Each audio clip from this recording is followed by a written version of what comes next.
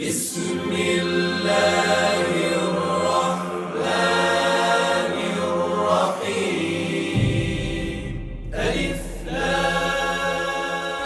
লাম র, এগুলো হচ্ছে একটি সুস্পষ্ট গ্রন্থের আয়াত। নিঃসন্দেহে আমি একে আরবি কোরআন হিসেবে নাজিল করেছি যেন তোমরা তা অনুধাবন করতে পারো। হে নবী, আমি তোমাকে এ কোরআনের মাধ্যমে একটি সুন্দর কাহিনী শোনাতে যাচ্ছি যা আমি তোমার কাছে ওহী হিসেবে পাঠিয়েছি, অথচ তার আগ পর্যন্ত তুমি এ কাহিনী সম্পর্কে ছিলে সম্পূর্ণ বেখবর লোকদেরই একজন। এটা হচ্ছে সে সময়ের কথা যখন ইউসুফ তার পিতাকে বলল, হে আমার পিতা, আমি স্বপ্নে দেখেছি 11টা তারা, চাঁদ ও সূরজকে আমি এদের আমার প্রতি সাজদাবনত অবস্থায় দেখেছি। একথা শুনে তার পিতা বলল, হে আমার স্নেহের পুত্র, তুমি তোমার এই স্বপ্নের কথা কিন্তু তোমার ভাইদের কাছে বলে দিও না।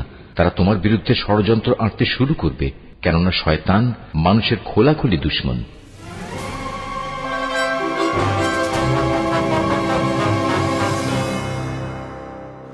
খ্রিস্টপূর্ব 1160 অব্দে ব্যাবেল নামক দেশের দক্ষিণে ফাদ্দান আরাম নামক এক শহর ছিল।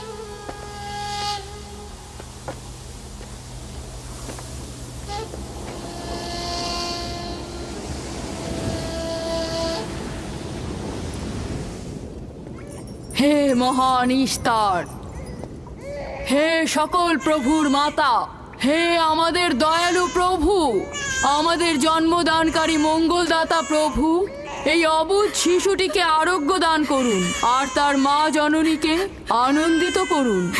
এই অবুঝ শিশুর মাতা প্রতিজ্ঞা করেছে প্রভু, তোমার দরবারে সে মূল্যবান হাদিয়া প্রদান করবে।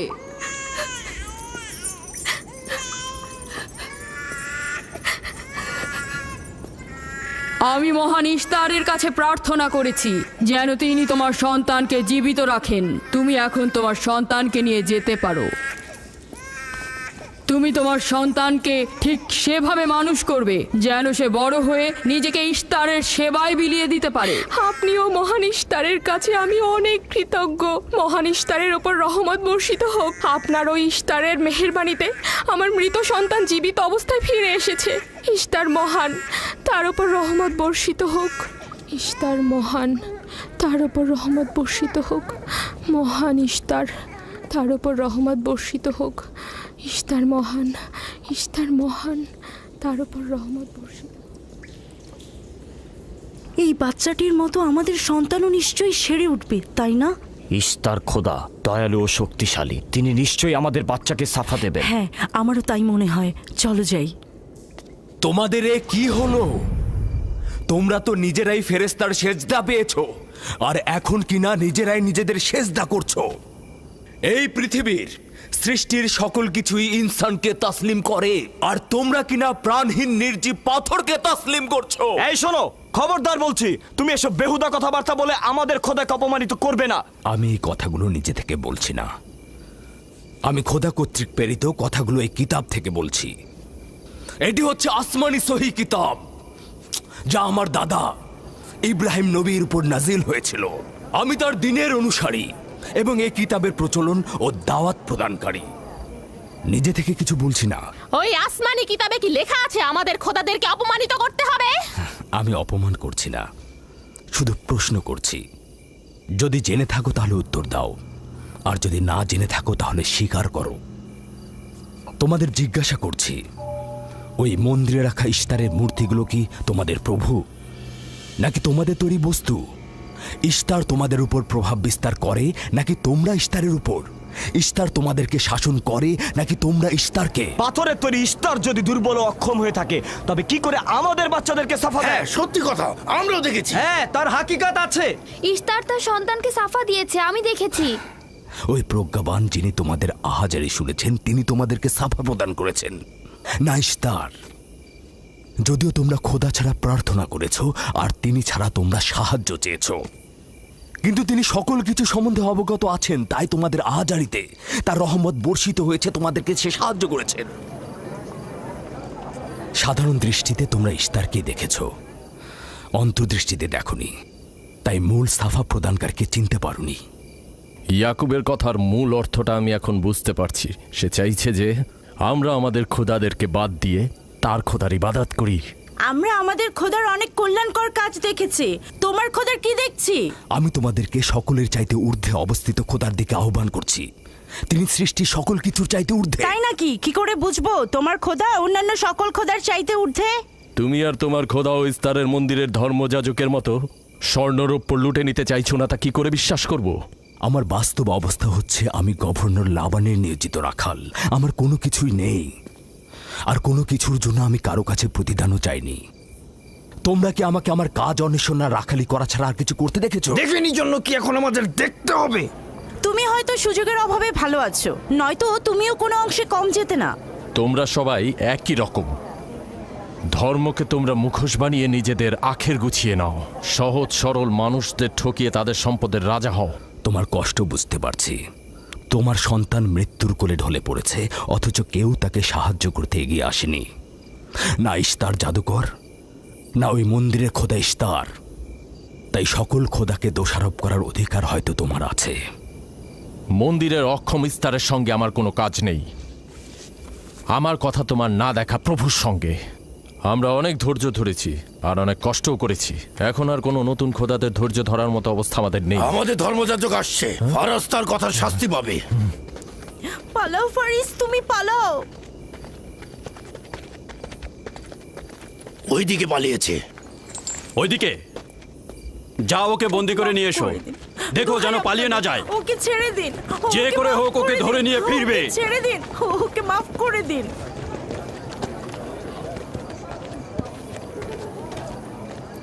যদি শুধুমাত্র গভর্নরের জামাতা না হতে, তাহলে আমি জানি তোমাকে কিভাবে শায়েস্তা করতে হয়। মন্দিরের কোনো প্রতিনিধির সাথে আমার কোনো কাজ নেই। তোমরা সবাই চলে যাও। ইয়াকুবের কুফরি কথায় তোমরা কেউ কান দেবে না, আর কেউ বিশ্বাস করবে না। তোমরা কি কেউ দেখছো না? হ্যাঁ, এই ইয়াকুব তার কুফরি কথাবার্তার কারণে ফাদ্দানে দুর্ভিক্ষ নিয়ে আসছে। আমাদের ধর্মযাজক ঠিক কথাটাই বলেছেন। ইশতারের অভিশাপে বালা মুসিবত আসার পূর্বেই চলো চলো আমরা এখান থেকে চলে যাই।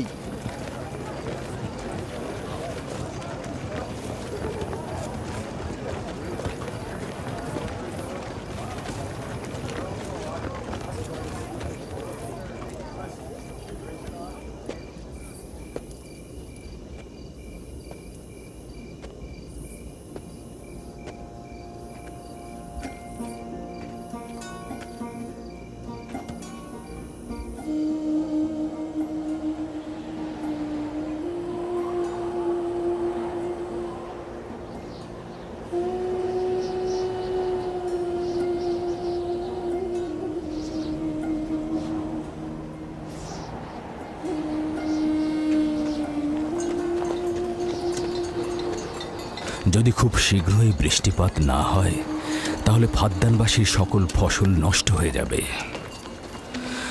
আশা করছি মহান খোদা অতি দ্রুতই বৃষ্টিপাত প্রদান করবেন। ওখানে কি হচ্ছে বাবা? এটা ফাদ্দানবাসীর প্রাচীন রীতিনীতি। এখানে ইশতার নিয়ে কেউ কটু কথা বললে তাকে আগুনে নিক্ষেপ করে হত্যা করা হয়।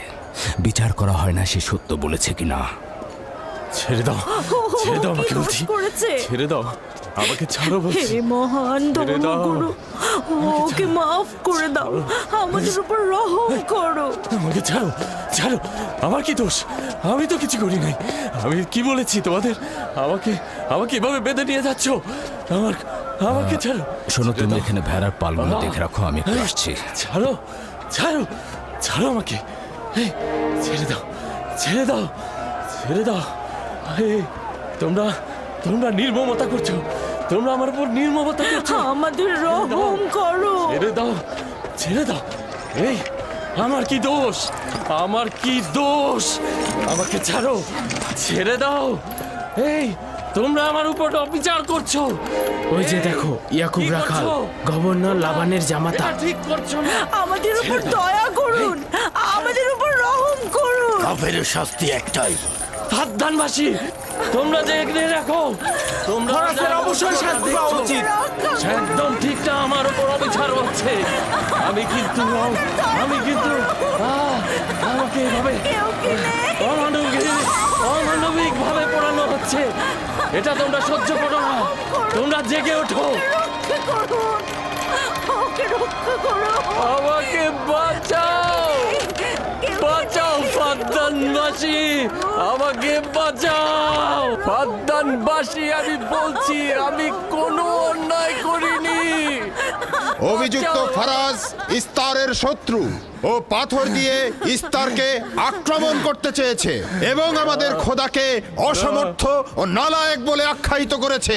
ফাদ্দান শহরের প্রাচীন রীতিনীতি অনুযায়ী যে আমাদের খোদা ইস্তারকে অবমাননা করবে তাকে অবশ্যই আগুনে নিক্ষেপ করে হত্যা করা হবে। ফাদ্দানবাসী, তোমরা কি এরকম চুপ করে পাথরের মতো আমাকে দেখে যাবে? তোমরা কি কিছুই বলবে না? আমাকে এরকম অমানবিক ভাবে অত্যাচার করে পোড়াতে যাচ্ছে এই লোকজন। তোমরা কি কিছু বেচারা ফারাজ। তোমরা কি নিশ্চুপ হয়ে সারা জীবন দেখে যাবে? ফাদ্দানবাসী, দয়া করুন, রক্ষা করো আমাকে।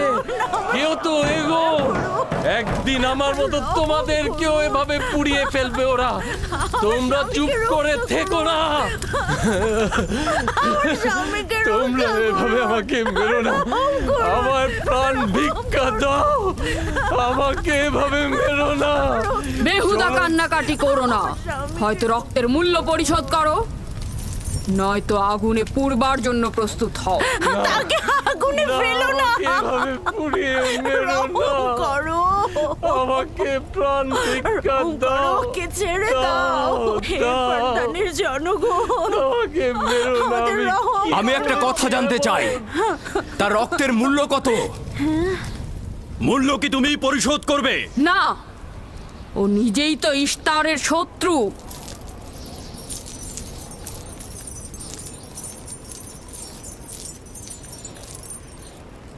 তুমি নিজেই তো ইস্তারের শত্রু, প্রথমে তোমার নিজের রক্তের মূল্য পরিশোধ করো। তাহলে আমাকে বন্দি করছো না কেন? বন্দি করো। অগ্নিপিণ্ডের মধ্যে নিক্ষিপ্ত হওয়া তো আমাদের বংশের প্রাচীন ঐতিহ্য। আমার দাদা ইব্রাহিম, উনিও তো একবার নমরুদের আদেশে অগ্নিপিণ্ডের মধ্যে নিক্ষিপ্ত হয়েছিলেন। এখন পর্যন্ত তুমি যে গ্রেপ্তার হওনি তার কারণ তুমি হচ্ছ গভর্নরের ভাগিনা। তার অর্থ দাঁড়াচ্ছে এই যে আমার মামা গভর্নর লাবান ইস্তারে খোদাকে অবমাননা করতে পারে কোনো শাস্তি ছাড়াই। ওকে গ্রেপ্তার করো আর ওর দাদার মতো ওকেও আগুনে নিক্ষেপ করো।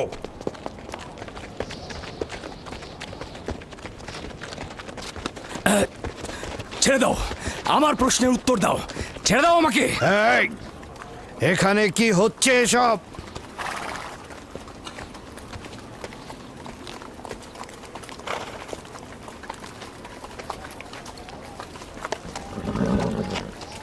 ওকে ছেড়ে দাও আর অভিযুক্তকারীকেও মুক্ত করো। ফারাসের অবশ্যই শাস্তি পাওয়া উচিত। যখন ইয়াকুব জীবনের মূল্য পরিশোধ করতে চায় তখন তোমাদের কোনো অধিকার নেই ওকে শাস্তি দেবার।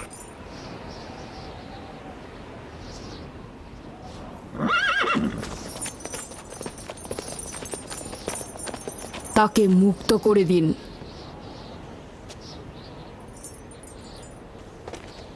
ইয়াকুব, তুমি অবশ্যই ফারাসের জীবনের মূল্য স্বরূপ 500 দিনার পরিশোধ করবে। হ্যাঁ, কোনো সমস্যা নেই, আমি এই অর্থ পরিশোধ করব।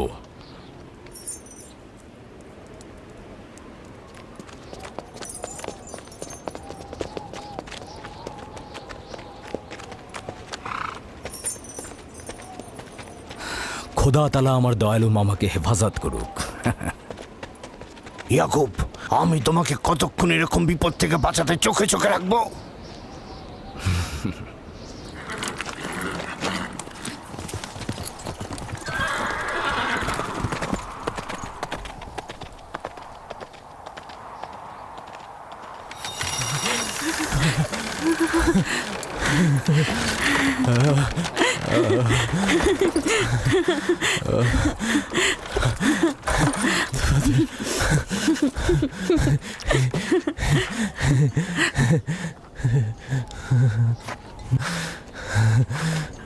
আপনি মহান, আমরা কৃতজ্ঞ, আমরা অনেক কৃতজ্ঞ আপনার কাছে। আমার জীবনের মূল্য স্বরূপ যে অর্থ আপনি প্রদান করবেন তার বিনিময়ে সারা জীবন আমি আপনার কৃতদাস হয়ে থাকব।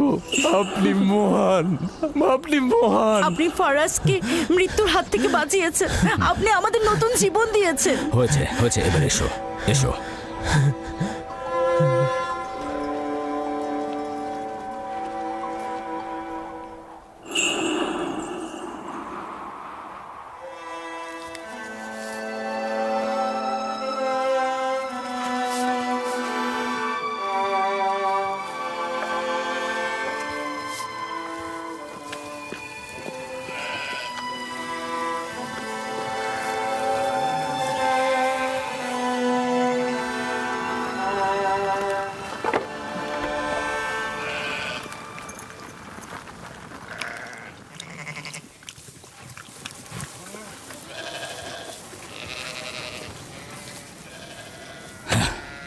লোকটি আসলেই খুব ভালো, আসার পর থেকে শুধু কাজই করে যাচ্ছে।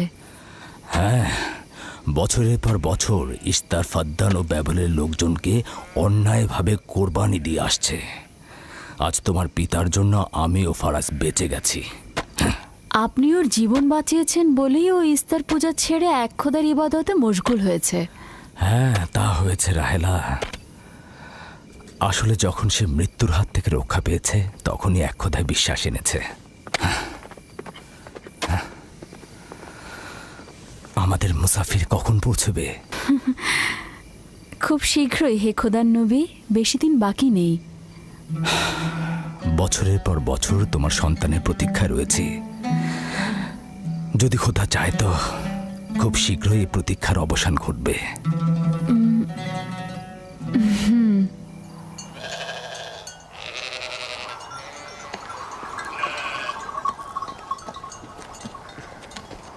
ইস্তেকদার, তোমার ও তোমার পরিবারকে সালাম। তোমার উপরও দরুদ বর্ষিত হোক ইয়াকুব রাখাল। হ্যাঁ, কৃতজ্ঞতা জ্ঞাপন করছি। মন্দিরে ইস্তারের জন্য খোরমা হাদিয়ে নিয়ে যাচ্ছ? প্রভুদেরকে তো অবশ্যই খুশি করতে হবে, তা না হলে তো এবছর বৃষ্টিপাত হবে না, তাই না? আমার কিন্তু মনে হয় মন্দিরের ইস্তারে চাইতে তোমাদের বেশি দরকার ওই খোরমা। তোমার কাজ হচ্ছে আমাদের খোদাকে অপমানিত করে আমাদেরকে রাগান্বিত করা, তাই তো? তোমরা কি নিশ্চিত যে ইস্তারের মন্দিরের ওই পাথরের মূর্তিগুলো সত্যিকার অর্থে বৃষ্টি বর্ষিত করতে পারবে? তোমার এসব কুফুরি কথাবার্তার কারণেই আমাদের মন্দিরের খোদা নাখোশ হয়েছে, আর এই কারণেই ফাদ্দানের আকাশে আজ মেঘ নেই। এই ইয়াকুব, ইস্তারের অবমাননা থেকে তুমি নিজেকে রক্ষা করো। চলে এসো, চলে এসো।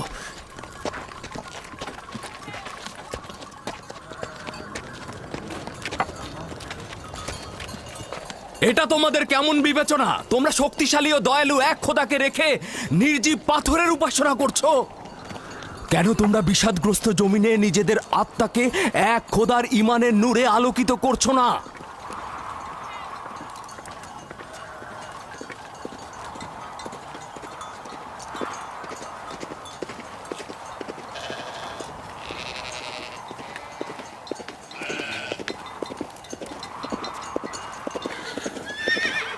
হে মহান ইস্তার ইলাহি, তোমার ফলপ্রসূ এই মন্দিরখানা তোমার শত্রুদের রক্ত দ্বারা পবিত্র করব। শুষ্ক মৌসুমকে এই অঞ্চল থেকে দূর করে দাও, তোমার রহমতের বৃষ্টি বর্ষণ করো। হে মহান ইস্তার ইলাহি, তোমার এই ফলপ্রসূ মন্দিরকে তোমার শত্রুদের রক্ত দ্বারা পবিত্র করব। হে মহান ইস্তার ইলাহি, এই অঞ্চলের শুষ্ক মৌসুমকে তুমি দূর করে আলী দাও। জনাব। তোমার রহমতের বৃষ্টি বর্ষণ করো। হে ইয়াকুব আবারও মহান মন্দিরের ইস্তার বিপক্ষে ইলাহি, দাঁড়িয়েছে। আমাদের খোদাকে তোমার অবজ্ঞা করেছে। রহমতের বৃষ্টি বর্ষণ করো। হে ইশতেকদারের সাথে মন্দিরে ঢোকার সময় কথা বলেছে। তোমার আমিও দূর রহমতের থেকে দেখেছি। বৃষ্টি বর্ষণ করো। হে মহান ইস্তার ইলাহি, তোমার ইয়াকুব হাত গুটিয়ে বসে থাকবে না। ধ্বংস করো, তোমার দুশমনদের ধ্বংস করো, আর ফারদানের জনগণের উপর রহমতের বৃষ্টি বর্ষণ করো।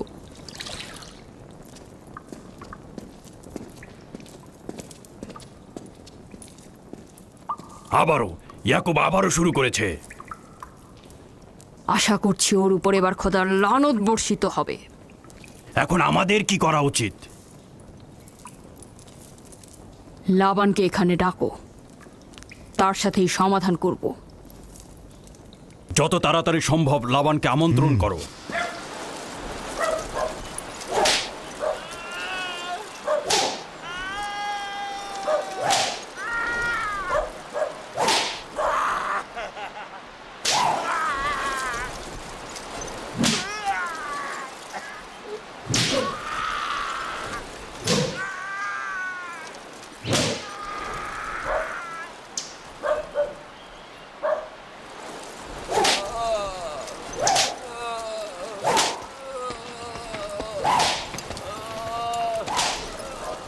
জনাবে আলী, ইস্তার মন্দিরের মহান ধর্মগুরু আপনাকে সাক্ষাতের জন্য আমন্ত্রণ জানিয়েছেন। গুরুত্বপূর্ণ কিছু? হ্যাঁ জনাবে আলী। এই, এবার বন্ধ করো।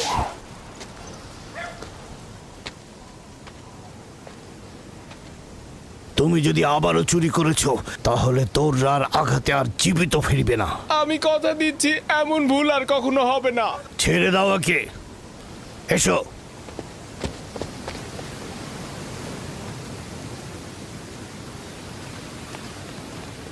প্রকৃতপক্ষে বিষয়টা আসলে আপনার জামাতা ইয়াকুবকে নিয়ে। ইয়াকুবের আমলনামা তার নিজের সঙ্গে সম্পৃক্ত।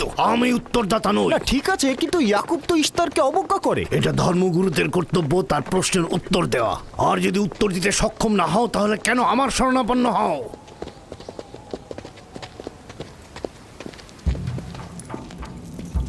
খোদার চাইতেও বড় খোদা মহান ইস্তার রাগান্বিত হয়েছেন। আমি দুর্ভিক্ষ দেখতে পাচ্ছি, যা ফারদানের জনগণের জন্য শুষ্ক মৌসুম আর মৃত্যুর কারণ হতে যাচ্ছে। জনাবে আলী, আমি তার আপনি একটু মধ্যে অপেক্ষা করুন, আমি শোকার্ত ধর্মগুরুকে অবস্থা খবর দেখতে দিচ্ছি। মহান ইস্তারকে সে রাগান্বিত করেছে।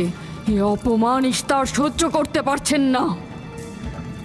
কেউ একজন ইস্তারকে খেপিয়ে তুলেছে। যে মহান খোদাকে অপমান করেছে সে দ্রুতই শাস্তি পাবে। মহান ইস্তার তার বলি চাচ্ছেন।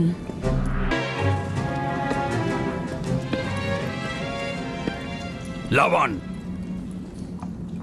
কেন তোমার ভাগিনে ইয়াকুবের কুফরি বন্ধ করছো না? তোমরা তো ব্যাবিলনের জনগণের ইমানের মালিক। তার প্রশ্নের জবাব দিয়ে দাও। আমি তো গভর্নর, ধর্মগুরু নই।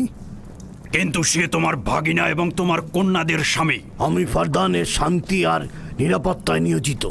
আমার ভাগিনার কার্যাবলী দেখার জন্য নয়। এই কারণেই তাকে শান্ত করতে হবে। সে ফারদানের শান্তি নষ্ট করছে।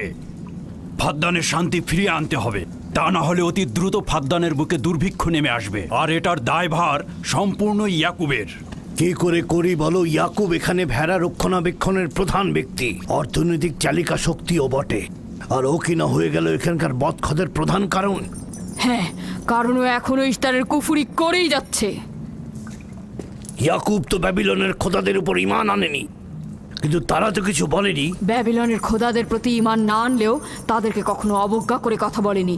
কিন্তু এখানে তো সে মহান ইস্তারকে অবমাননা করেই চলেছে। তুমি অবশ্যই তাকে শান্ত করবে। অবমাননা করে? অবশ্যই করে। তুমি কি কখনো ভেবে দেখেছো যে ব্যাবিলন রাজ্য কেন তোমাকে নিয়োজিত করেছে?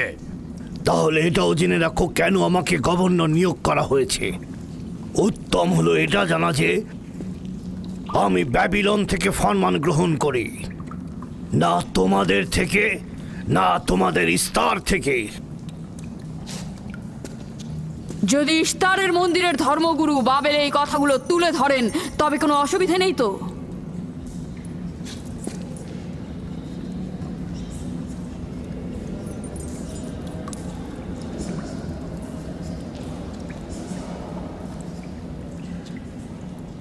ঠিক আছে, আমি ইয়াকুবের সঙ্গে কথা বলছি। ইয়াকুবকে বলে দেবেন, আর কখনো যদি আমার পরিবারের সাথে ইস্তার নিয়ে কোনো কটু কথা বলে তাহলে তাকে আগুনে নিক্ষেপ করা হবে। কুকুরের ছানা তার বাবা মার কাছে ঘেউ ঘেউ শেখার আগে নেকড়ের কাছে ছিন্ন ভিন্ন হয়ে যায়। তোমার নিজের জবানের হেফাজত করো। এবারের মতো ক্ষমা করে দিচ্ছি, পরের বার কিন্তু করব না।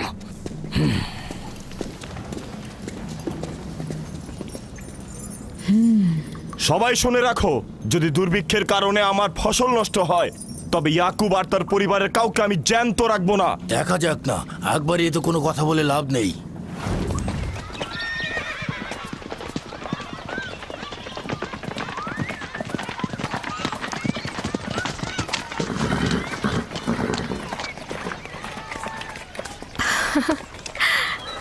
আব্বাজান এসেছেন।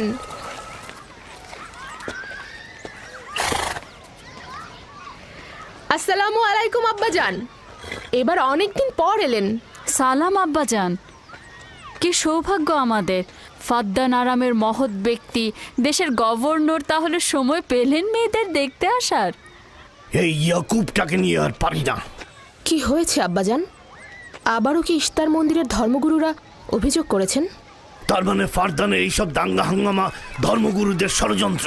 ইয়াকুব এগুলোর সঙ্গে জড়িত নয়, তাই তো? আব্বাজান, আপনি খুব ভালো করেই জানেন ইয়াকুব রেসালাত আর নিজের কাজ ছাড়া অন্য কিছুই করে না। কয়েক হাজার বছরের প্রচলিত ইস্তার মন্দিরের সঙ্গে তার কি কাজ? যদি সে এটাই চায় যে সে তার পিতামহের দিন প্রচার করবে, তাহলে সে আমাদের পরিবারের সঙ্গে করুক। কিন্তু মানুষের বিশ্বাসকে কেন অবমাননা করছে? আমার মনে হয় আব্বা আপনি ভুল করছেন। সে অবমাননা করছে না, সত্য প্রচার করছে। আব্বাজান, কিছু মনে করবেন না। ইয়াকুব আসলে এক খোদার প্রতিনিধি হয়ে তার নিয়মকানুন সম্পর্কে জনগণকে সচেতন করে তুলছেন, যেটা তার কর্তব্য বলে মনে করছেন। যেরকম আপনার কর্তব্য ফাদ্দানের জনগণের নিরাপত্তা প্রদান করা। তোমরা তার মতো কঠোর ও বেপরোয়া হয়েছো। আমি যদি চাই দায়িত্ব পালন করতে, তাহলে তোমরা মরুভূমিতে ভবঘুরে হয়ে ঘুরবে। আব্বাজান, আমি আর আমার বোন লিয়া আমাদের স্বামীর দিনে অটল আছি, তাই এক খোদার আইন বাস্তবায়নে আমরা তাকে সাহায্য করেই যাব। তোমরা সবাই দেওয়ানা হয়ে গেছো। তোমরা কেউ আমার অবস্থার কথা চিন্তা করছো না। তোমরা কি জানো, ব্যাবিলনের ধর্মগুরু যদি জানতে পারে আমার ভাগিনা ইস্তারের বিরুদ্ধে অপপ্রচার চালাচ্ছে, তাহলে আমার কি অবস্থা হবে ভাবো। আমি তখন কতটা বিপদে পড়বো। ইয়াকুবের খোদার শক্তি ওই বাবেলের মন্দিরের ইস্তারের থেকে অনেক বেশি। আব্বাজান, আমাদের উচিত হচ্ছে আমাদের নিজেদের খোদাকে ভয় করা, ওই পাথরের খোদাকে নয়। আমার না তার খোদার সঙ্গে কোনো কাজ রয়েছে, না এদের খোদা। শুধু বলবো ইয়াকুবের কোনো অধিকার নেই ফাদ্দানের লোকের কাছে আমার অবস্থান নড়বড় করে দেয়া। কি হয়েছে রাহেলা? রাহেলা, রাহেলা, কি হয়েছে রাহেলা?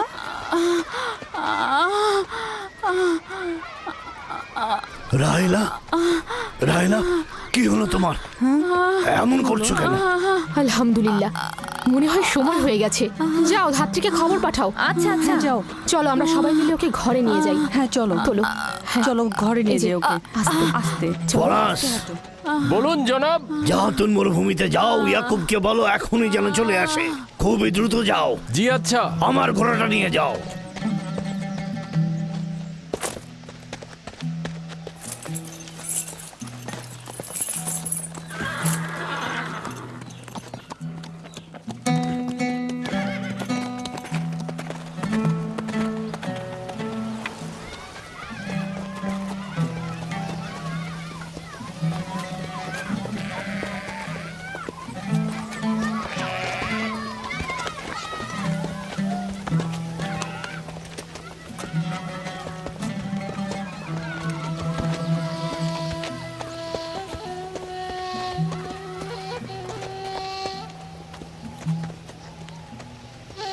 রাখালেরা চতুষ্পদী প্রাণীগুলোকে হেদায়েত করে, আর নবুয়াত ইনসানদের হেদায়েত করে থাকে। সম্ভবত এ কারণেই অধিকাংশ নবী রাখাল ছিলেন। আমি ইসরায়েল ভেড়াগুলোর সঙ্গে আমার সন্তানদেরও মরুভূমিতে নিয়ে এসেছি, যাতে তারা হেদায়েত গ্রহণ শিখতে পারে। আমার সন্তান বনি ইসরায়েলেরা কেন ক্ষমতা ও পেশি শক্তিকে মূল দণ্ড হিসেবে মনে করছে? আমি তো তাদেরকে পেশি শক্তি বা জোর করে চাপিয়ে দেওয়া কোনো কিছু শিক্ষা দেইনি। তোমরা কি শুরু করলে? তোমরা কি শুরু করলে? ওঠো, ওঠো, শামুন, ওঠো। আমার উত্তরাধিকারী ও পরিবারের প্রধান সেই হবে যে খোদাকে সবচাইতে বেশি ভালোবাসবে। ইব্রাহিম ও ইসহাক ছিলেন সর্বোৎকৃষ্ট। তার মানে এই নয় যে তারা অধিক শক্তিশালী ছিলেন। শক্তি দিয়ে সবকিছু জয় করা যায় না।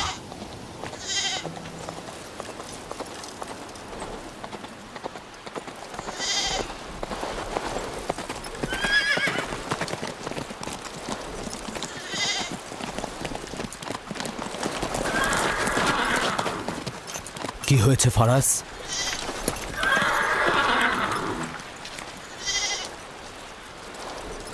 তোমরা ভেড়াগুলোকে নিয়ে আসো।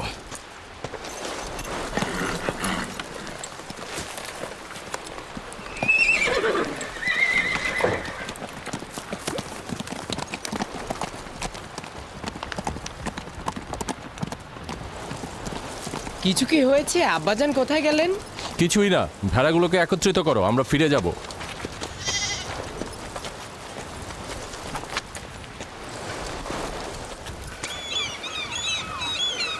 বেল, হ্যাঁ, রাহেল তো তোমার সতীন। রাহেলের সঙ্গে তোমার অনেক ভালো সম্পর্ক দেখছি। ওই সন্তান না থাকায় ভালো সম্পর্কটা ছিল। রাহেলের সাথে ভালো সম্পর্ক ছিল, ওই ইয়াকুবের সাথেও ভালো সম্পর্কটা ছিল। আমার সন্তান নেই, তার সন্তান হচ্ছে, ভালো সম্পর্কটা থাকে কি করে? এমন ভাবে বলছো কেন? রাহেল আর ইয়াকুব তো ইনসান হিসেবে খুবই ভালো। হ্যাঁ, কিন্তু ইয়াকুব তো রাহেলকে অনেক বেশি ভালোবাসে। আর যেহেতু এখন তার সন্তান হচ্ছে, তার স্থান তো সব স্ত্রীর থেকে উপরেই হবে, তাই না? ইয়াকুবের কয়টা স্ত্রী? 4 জন। আমি, লিয়া, জুলফা ও রাহেলা। এই বাদ দাও তো এসব, তাড়াতাড়ি চলো, তাড়াতাড়ি চলো, না হলে শব্দ শেষে আবার আমার ঘাড়েই পড়বে। আরে আমি তো জানি ইয়াকুব বড় ন্যায়পরায়ণ আর মেহেরবান। সকল হিংসা ভুলে একটু ভালোবাসাটাকে বাড়াও, দেখবে সেও তোমাকে খুব ভালোবাসবে। আর ও তো খুব ভালো মানুষ। জনাবে আলী লাবান, আপনার ওপর শান্তি বর্ষিত হোক। ভালো পুরস্কার পেতে যাচ্ছ, কিন্তু রাহেল আর তার সন্তানকে সুস্থ চায়। চিন্তা করবেন না, আমি অনেক অভিজ্ঞ ধাত্রী।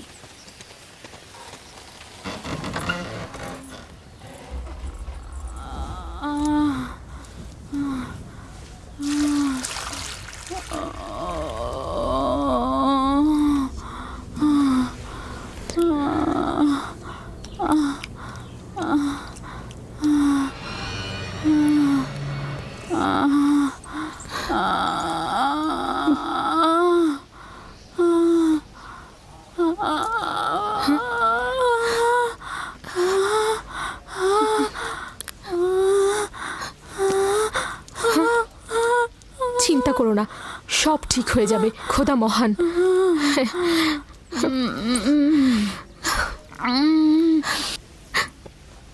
রাহেল, রাহেল, রাহেল, এই যে রাহেল, কি হলো? কথা বলো। রাহেল, রাহেল, রাহেল, রাহেল রাহেল বেহুশ হয়ে গেছে। রাহেল, রাহেল চোখ খোলো। রাহেল কথা বলো। রাহেল, রাহেল, এই যে রাহেল। রাহেলা, হ্যাঁ, এমন তো নয় তার উপর ইস্তারের খোদা রাগ পড়েছে।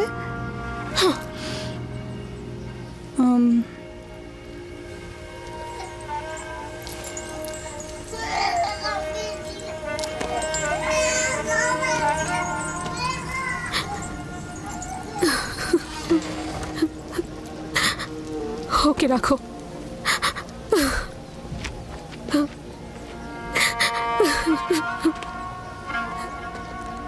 তোমরা তোমার খালার জন্য দোয়া করো, তোমাদের দোয়া খুব তাড়াতাড়ি কবুল হবে।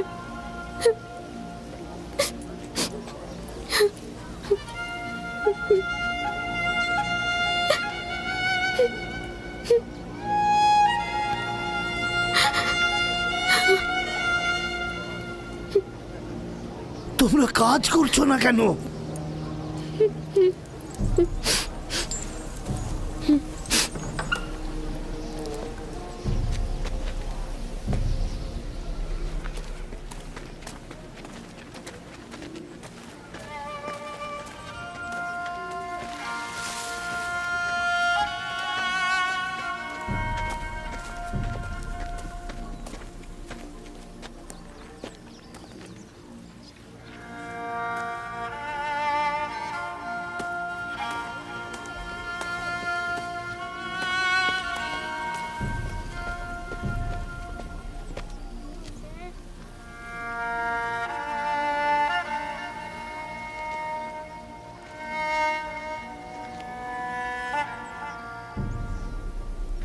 কেউ একজন ইস্তারকে রাগান্বিত করেছে। আগুন ও রক্ত দেখতে পাচ্ছি, অলক্ষণে মৃত্যুর ছায়া সর্বত্র দেখতে পাচ্ছি। আগুন প্রথমে কাফেরের পোশাকের নিম্নাংশ গ্রাস করবে। যারা ইস্তারকে অবমাননা করেছে অতি দ্রুতই তাদের ধ্বংস আসন্ন। হ্যাঁ, ইস্তার তাকে ক্ষমা করবে না, অতি দ্রুতই সে তার শাস্তি পাবে। আমার মনে হয় ওরা ইস্তারের অভিশাপের ফল ভোগ করছে। ইয়াকুব তো সবসময় ইস্তারকে অবজ্ঞা করে কথা বলে। হ্যাঁ, ইস্তার বলেছিল কুফরিকারী কাফের তার রোশানল থেকে রক্ষা পাবে না। ইয়াকুব তো ইস্তার আর তার খোদাকে নিয়ে কত বেহুদা কথা বলেছে, মনে হচ্ছে তারই ফল ভোগ করছে।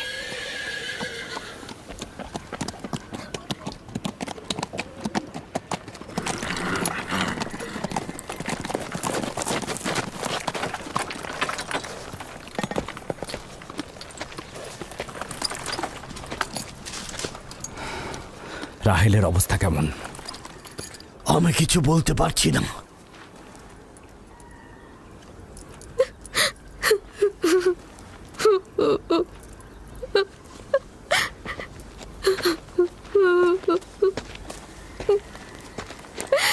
কিছু একটা করুন, রাহেলের অবস্থা খুবই খারাপ।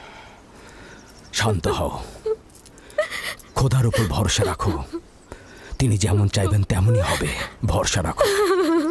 মানুষজন সব বলা বলি করছে, ইস্তারের অভিশাপে আমরা এই বিপদে পড়েছি।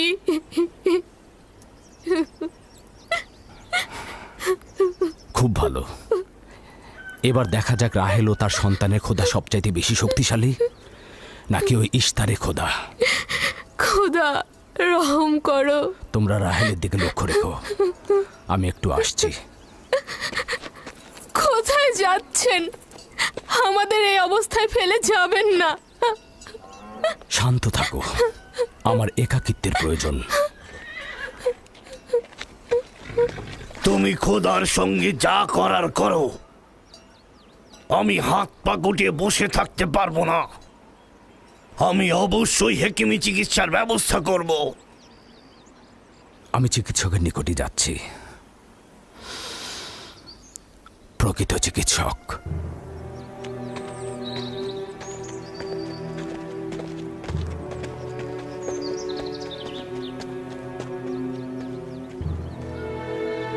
সে যেমন ফাদ্দানের লোকেদের বিপদের কারণ হয়েছে, তদ্রুপ আমার কন্যাদেরও বিপদের কারণ হয়েছে।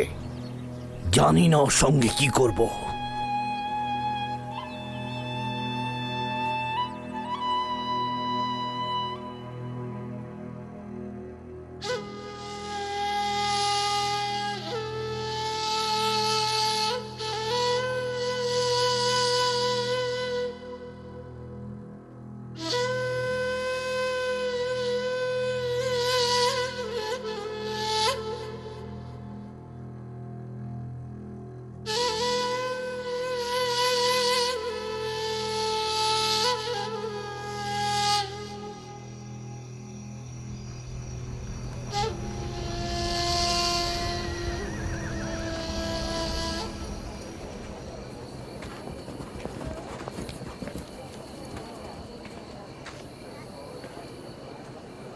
কেন যে ইস্তার মাতাকে ডেকে আনছে না, সে তো সবচেয়ে বড় ধাত্রী।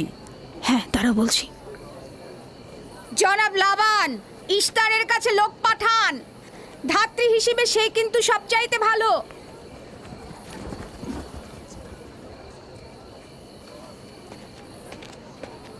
যাও গিয়ে খোঁজ নাও ইস্তার আছে কিনা। যা চাই তাই দেবো। বলবে লাবান বলেছে যদি তার কন্যাকে নাজাত দাও, ইয়াকুবকে ফাদ্দান থেকে বার করে দেবো আর তার পাপ থেকে ইস্তার মন্দিরকে রক্ষা করব। যাও।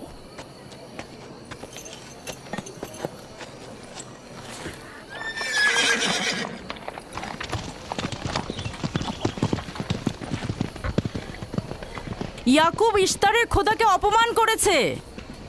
ইস্তারকে অবমাননা করার শাস্তি এইরকমই হয়।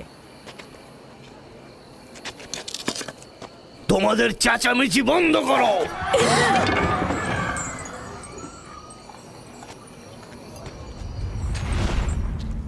ইয়াকুবকে বলো কেন সে তার খোদার কাছে সাহায্য চাচ্ছে না। আমি যদি তার জায়গায় থাকতাম তবে অবশ্যই এ সময় আমার খোদাকে ভুলে যেতাম না। আমাকে পাঠিয়েছেন জনাব লাবান। তিনি কথা দিয়েছেন তার কন্যাকে যদি নাজাত দিতে পারেন ইয়াকুবকে ফাদ্দান থেকে বের করে দেওয়া হবে। আমার দৃষ্টিতে এটা সর্বোত্তম সময় ফাদ্দানবাসীকে মহান ইশতারের কুদরত সম্পর্কে জানিয়ে দেবার এবং তার শক্তিমত্তা সম্পর্কে বুঝিয়ে দেবার এটাই উৎকৃষ্ট সময়। যদি রাহেলাকে বাঁচাতে পারো তাহলে তোমাদের উপর ফাদ্দানবাসীর ঈমান বৃদ্ধি পাবে। এখানে স্বর্ণরৌপ্যের ভাণ্ডার হবে। রাহেলের মৃত্যুও একই পরিণাম নিয়ে আসবে। বাদ দাও, মরে যাক। খুব ভালো, যাও এই কথাই গিয়ে বলো রাহেলের মৃত্যু ইশতারের অভিশাপের ফল। একক খোদার ইবাদত করা এবং ইশতারকে দেখেও না দেখার ভান করার এমনটাই ফল।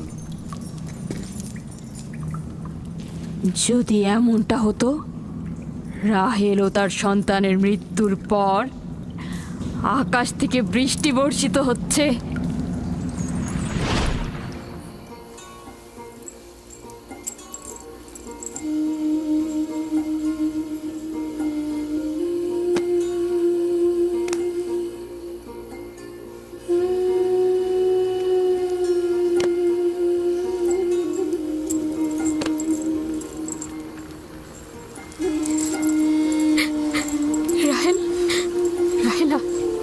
রাহেলা, তুমি শুনতে পাচ্ছ? রাহেল,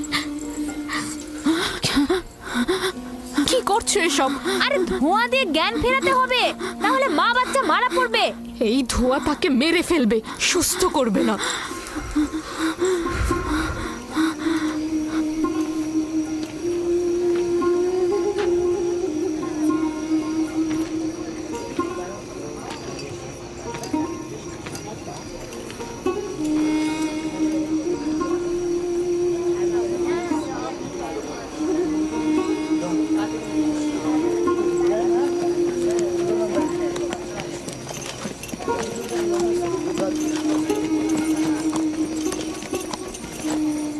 ইশতার মাতা আসছেন। দেখা যাক এবার কার খোদা বিজয়ী হয়, ইয়াকুবের খোদা নাকি মন্দিরের খোদা। আরে পরিষ্কার বোঝা যাচ্ছে বিজয়ী হবে ইশতার।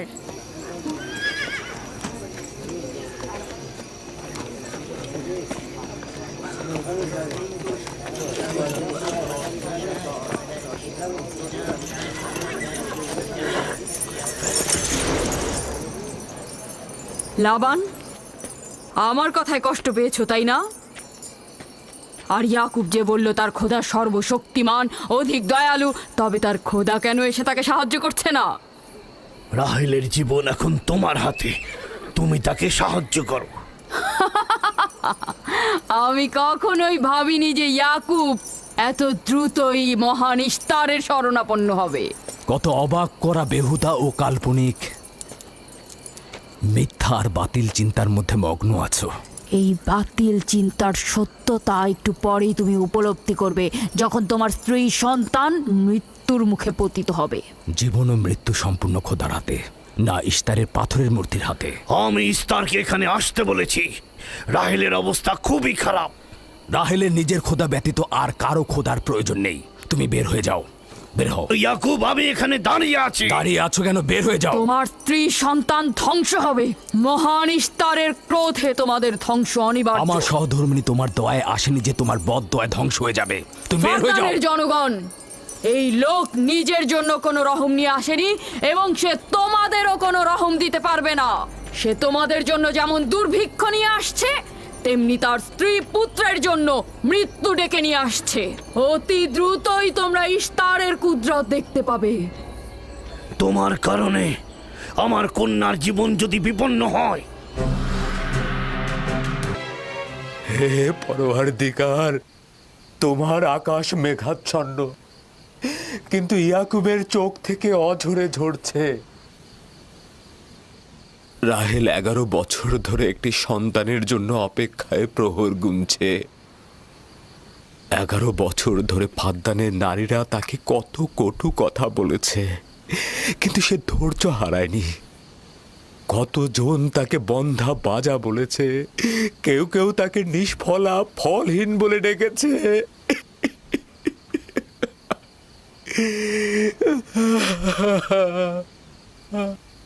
হে মহান ধর্মগুরু, আমাকে ক্ষমা করুন। আজ রাতে ইয়াকুব ও তার পরিবারের জন্য খোয়াব দেখেছি। আমাকে একাকী থাকতে দিন।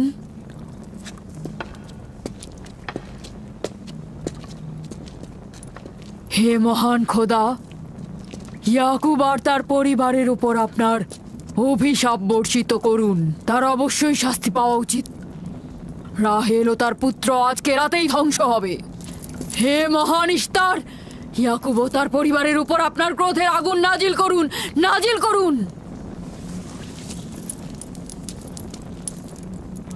আজকেই ইয়াকুব ও তার পরিবারকে নির্বংশ করে দিন হে মহান ইস্তার। আমার এই সকল চিন্তা শুধু রাহেল আর তার পুত্রের জন্য নয়, আমার চিন্তা হচ্ছে এদের মৃত্যুর কারণে বহু ঈশ্বরবাদীরা খুশি হয়ে যাবে, নির্জীব পাথরে আরাধনা বেড়ে যাবে, এর বিরুদ্ধে আমার এতদিনের আন্দোলন সংগ্রাম ব্যর্থ হয়ে যাবে। কিছু একটা করুন, আমার স্ত্রী সন্তানকে নাজাত দিন। আর এটা দেখে যেন ফাদ্দানের অধিবাসীরা জেগে ওঠে। তাদের নাজাত দিলে ফাদ্দানের অধিবাসীরা জেগে উঠবে আর বহু ঈশ্বরবাদীদের বিরুদ্ধে এক ঈশ্বরবাদীর বিজয় হবে। হে মহান খোদা, আপনি মালিক, আপনি আমাকে সাহায্য করুন, সাহায্য করুন।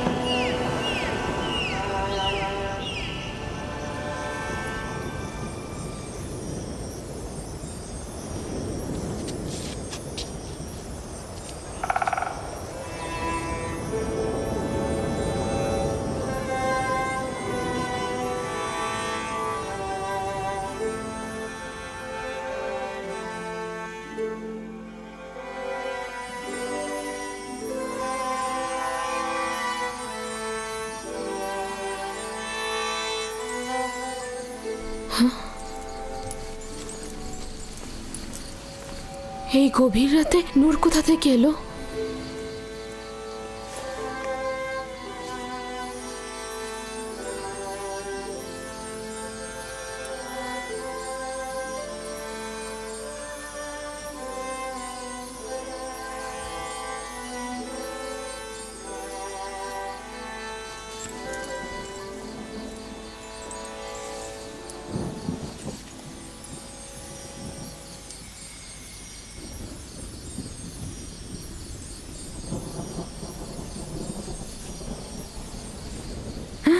রাহেলের হুঁশ ফিরেছে।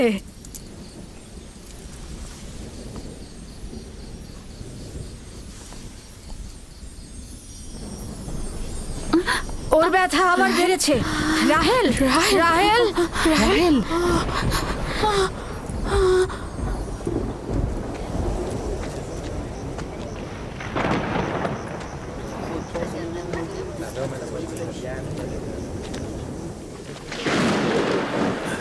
মনে হচ্ছে আজকে রাত্রি বৃষ্টি হবে। মনে হয় না। ইয়াকুব আর রাহেলই তো ফারদানের দুর্ভিক্ষের কারণ। এটি মহান খোদার ক্রোধের নিশান। বিদ্যুৎ গর্জনের মতো ক্রোধ নিয়ে মহান খোদা পৃথিবীতে অবতরণ করবেন। ইয়াকুব ও তার পরিবারকে শাস্তি প্রদান করবেন।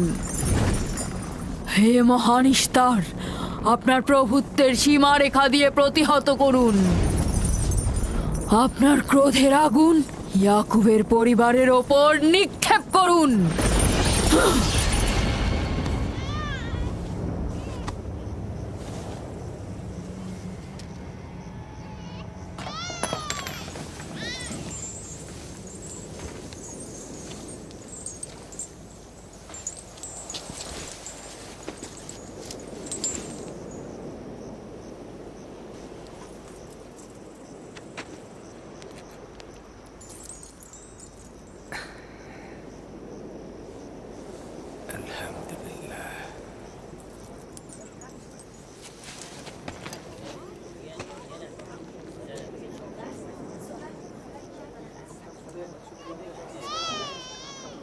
তার মানে রাহেলের সন্তান সুস্থভাবেই পৃথিবীতে জন্মালো।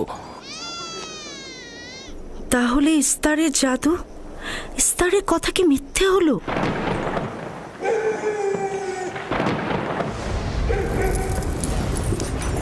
ফাদ্দানের জনগণ আপনার কুদরতে আজিম আর জাদুকর ইস্তারের জাদু দেখুক। হে মহান ইস্তার, আমাদের আনন্দিত করো, যাতে ফাদ্দানের জনগণ ইয়াকুবের খোদার দুর্বলতা দেখতে পায়। হে মহান ইস্তার, আপনার ক্রোধের আগুন জ্বালিয়ে দিন।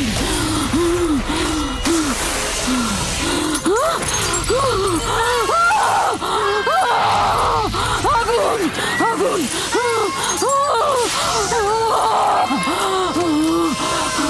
আগুন, বাঁচাও, বাঁচাও,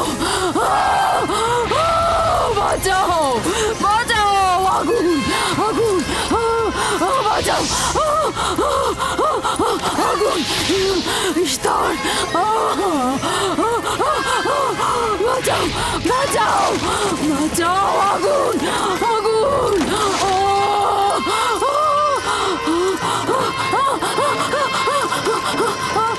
আগুন, আগুন, আগুন, আগুন, বাঁচাও, বাঁচাও, বাঁচাও,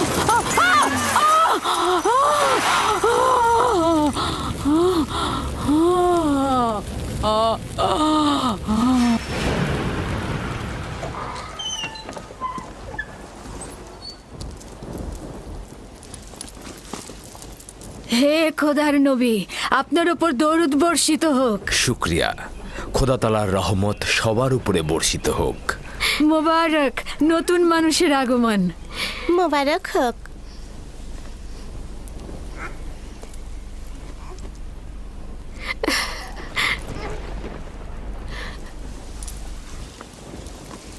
খোদা তাআলার এই অশেষ রহমতের জন্য তার কাছে শুকরিয়া জ্ঞাপন করছি, আর খোদা তাআলার কাছে তোমার আর আমাদের সন্তানের জন্য কল্যাণ কামনা করছি। 11 বছর ধরে তোমার অপেক্ষায় ছিলাম, এত দেরি করলে কেন? জানতে চাইলেন না আপনার সন্তান মেয়ে না ছেলে? ইউসুফ কি মেয়ের নাম নাকি ছেলের নাম? আপনি কি করে জানলেন? কে আপনাকে বলেছে? তিনি, যিনি কিছুক্ষণ আগে আমাকে এই আগমনের সুসংবাদটা দিয়েছেন।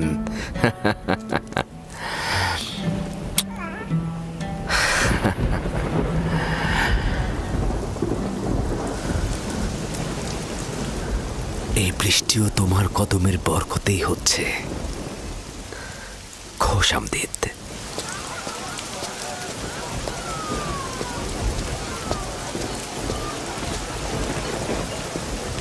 রাহেল ও তার সন্তান সুস্থই আছে। তাতে আমাদের কি? দেখো বৃষ্টি এসেছে, এটা ফাদ্দানের দুর্ভিক্ষকে তাড়িয়ে দেবে। এটা লক্ষ্য করছো না কেন? বৃষ্টি, ইয়াকুবের সন্তান রাহেল সবই একই যোগসূত্রে বাঁধা।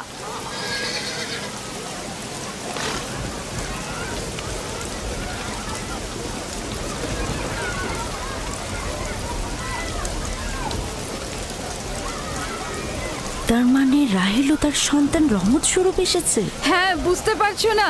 এর জন্যই তো রহমতের বৃষ্টি হচ্ছে।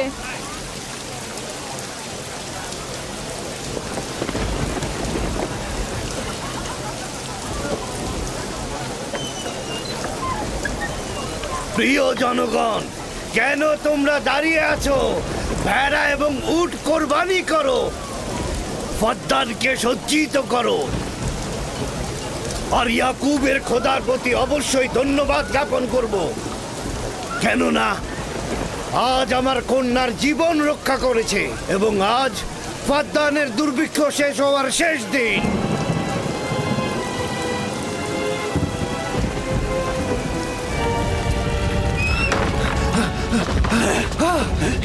কি হলো? আগুন কিভাবে লাগলো? আগুন লেগেছে। ইস্তার, ইস্তার পড়ে যাচ্ছে। হে মহান ইস্তার, যাবেন না ওখানে, যাবেন না ওখানে, আগুন লেগে যাবে, আগুন লেগে যাবে, যাবেন না, ওখানে যাবেন না, পুড়ে যাবেন। তোমরা কে কোথায় আছো? আগুন লেগেছে, ইস্তার পুড়ে যাচ্ছে। ইস্তারের মন্দিরে আগুন লেগেছে। হায় হায়, আগুন লেগেছে। দেখুন দেখুন জনাব আলী, ইস্তারের মন্দিরে আগুন লেগেছে, দেখুন। কি বললে? কি হয়েছে? ইস্তারের মন্দিরে আগুন লেগেছে, সব পুড়ে যাচ্ছে।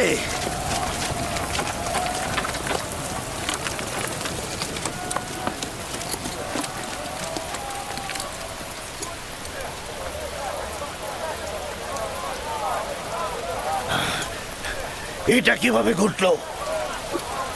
এই, আমার সঙ্গে এসো।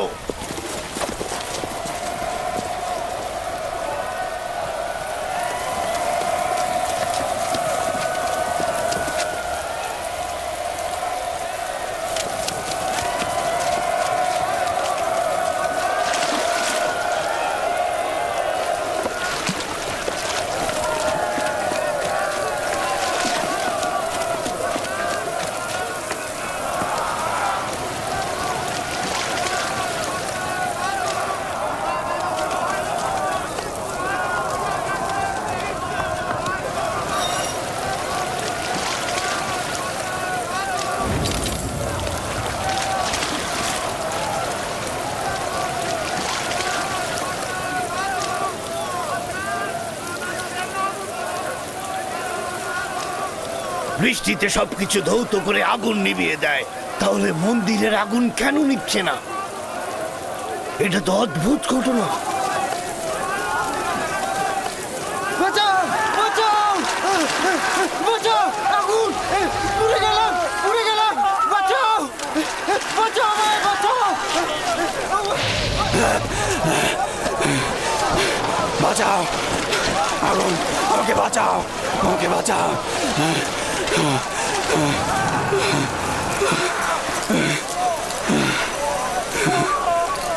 ধর্মগুরু, ইস্তারের জাদুর কি হলো?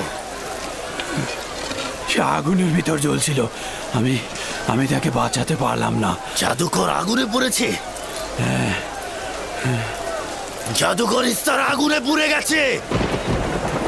আমরা তো ভাবতেই পারছি না যে তিনি আগুনে পুড়ে মারা যাবে। তার জন্য কিছুই করা গেল না। তার মানে আগুন ধর্মগুরুর খোদাকেও পোড়াতে পারে? ভাই, এটা তো সহজ ব্যাপার, ও তো খোদা নয়, পূর্বেই তো। এই ছিল শক্তিশালী ইস্তার, যার ধর্মগুরুর আগুনে পড়লো অথচ সে কিছুই করতে পারলো না। দেখো, ইস্তার তো বলেছিল রাহেল ও তার সন্তান ধ্বংস হবে। এখন কি দেখা গেল? তারা তো নিজেরাই ধ্বংস হলো। জনাব লাবান, কোথায় যাচ্ছেন?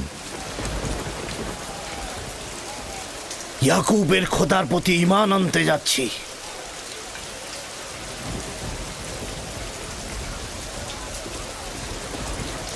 এখন কি হলো ধর্মগুরু? আপনি তো বলেছিলেন ইয়াকুব ফাদ্দানের জন্য অভিশাপ, সে ফাদ্দানের অধিবাসীদের ধ্বংসের কারণ হবে। এখন কি হলো? কিন্তু ইয়াকুবের সন্তান তো আমাদের জন্য বরকত স্বরূপ নাজিল হয়েছে। চলো চলো, সবাই চলো। তোমরা সবাই কোথায় যাচ্ছ? মন্দির আগুনে পুড়ছে আর তোমরা সবাই চলে যাচ্ছ। ফিরে এসো, তোমরা ফিরে এসো। তোমরা যেও না, ফিরে এসো, ইস্তারের খোদা রাগান্বিত হবে। তোমরা ফিরে এসো, ইস্তারে খোদা নাজাত দেবে, এ আগুন থাকবে না, নিভে যাবে।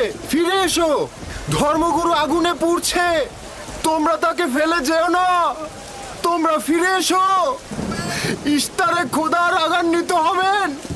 তোমরা ফিরে এসো, আগুন নেভাও, আমি তোমাদের অনুরোধ করছি, তোমরা ফিরে এসো, ফিরে এসো।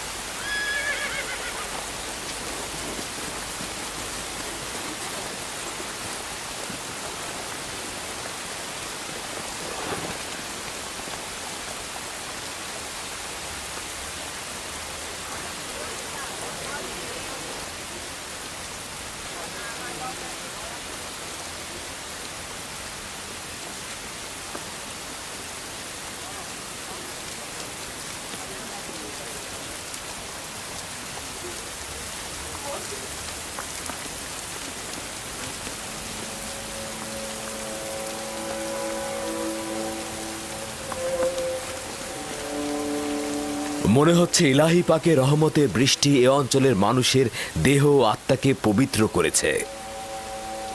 তোমার সন্তানের পবিত্র আগমনে এই অঞ্চলে বৃষ্টি বর্ষিত হলো। তোমার সন্তানকে আমাদের দেখাও।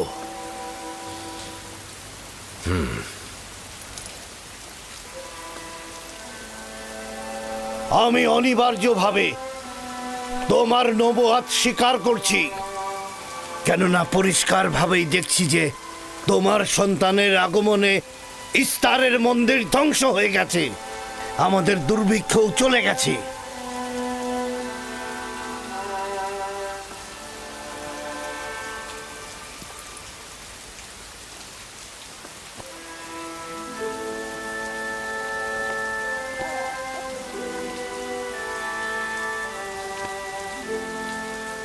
ইউসুফের কদম মোবারক। কিন্তু যিনি ওই ইস্তার মন্দির ধ্বংস করেছেন এবং ফাদ্দানে বৃষ্টি বর্ষণ করেছেন, তিনি আমার খোদা। তিনি এক এবং অদ্বিতীয়। তোমরা কি চাও না তাকে দেখতে? আমি এবং আমার স্ত্রী আপনার খোদাকে দেখেছি। আজকে ফাদ্দানের জনগণতা দেখল। যেমনি আপনার খোদার রহমত দেখল, তেমনি নিজেদের খোদার অপদস্থ দেখল। এখন ওরা এসেছে একাত্মবাদী খোদার প্রতি ঈমান আনতে। হে খোদার নবী, হে খোদার নবী, ওদের অন্তরকে ঈমানের নূরে আলোকিত করুন। তোমরা সবাই কি ফারাসের কথার সাথে একমত? তাহলে আমার সাথে বলো, আমরা সকল নির্জীব ও পাথরের তৈরি খোদা থেকে এবং অন্যান্য জমিনের খোদা থেকে বিচ্ছেদ ঘটাচ্ছি এবং এক ও অদ্বিতীয় খোদার ঈমান আনছি, যিনি আসমান ও জমিনের খোদা, এবং সকল প্রেরিত মহাপুরুষদের প্রতিও ঈমান আনছি ও তাদের সকল ফরমানের প্রতিও আনুগত্য স্বীকার করছি।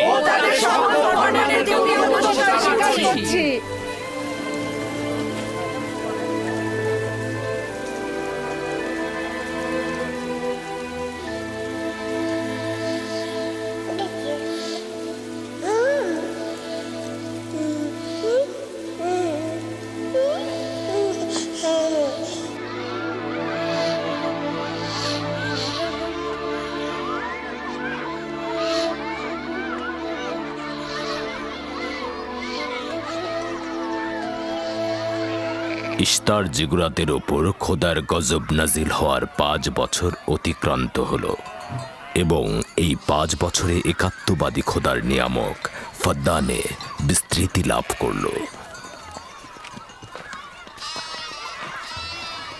ইয়াকুব নবীর প্রিয় সহধর্মিণী এবং ইউসুফের মাতা রাহেল আবারও মা হতে চলেছেন।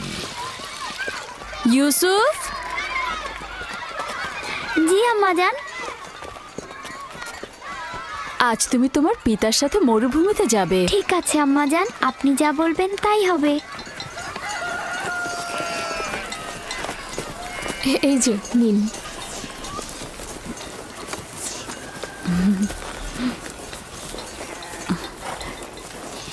অনেকদিন পর আমরা একসাথে বের হলাম।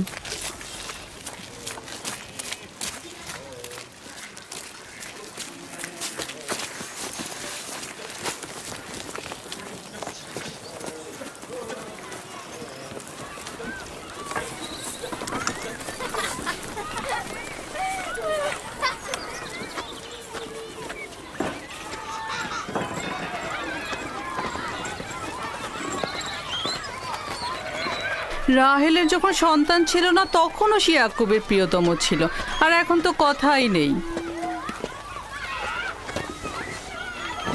আমি আর জুলফা তো ইয়াকুব নবীর বিনোদন সঙ্গী হওয়ার যোগ্যতাই রাখি না। তোমার মা লিয়া তো পারে, তাকে নিয়ে যায় না কেন? সম্ভবত হাতে কাজ আছে, আর তিনি মরুভূমিতে বিনোদন করার মতন আগ্রহী নয়। সম্ভবত। আমাদের তো মনে হয় তোমার পিতা রাহেল ছাড়া কাউকে ভালোই বাসে না।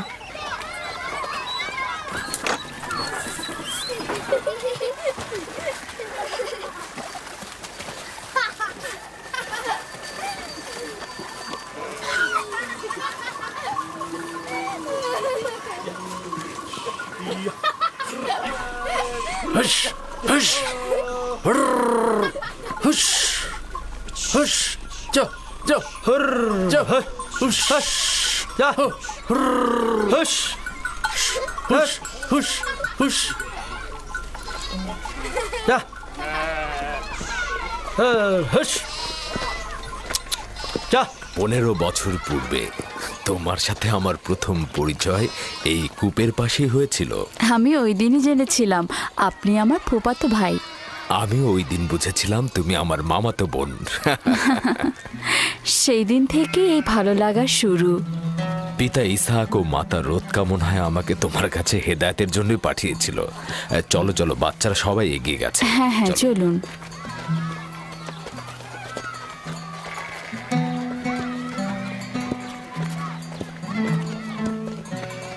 যখনই আমার পিতা বুঝতে পারলেন আপনি আমার অনুরক্ত, তখন তিনি মোহরানা বাবদ 7 বছর ভেড়ার রাখালে ঠিক করে দিলেন।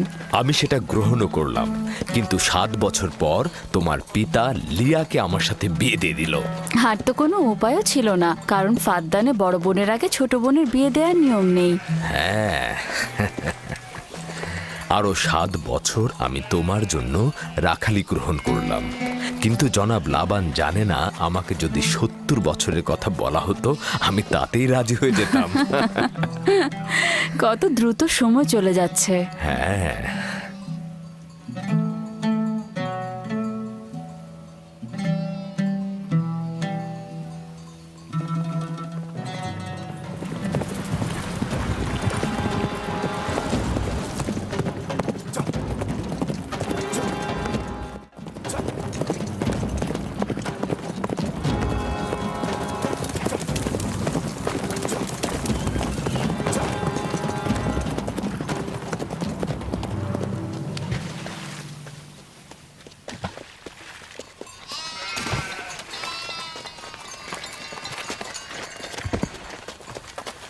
কেন জানি না আমার জন্মস্থান ক্যানানের কথা খুব মনে পড়ছে।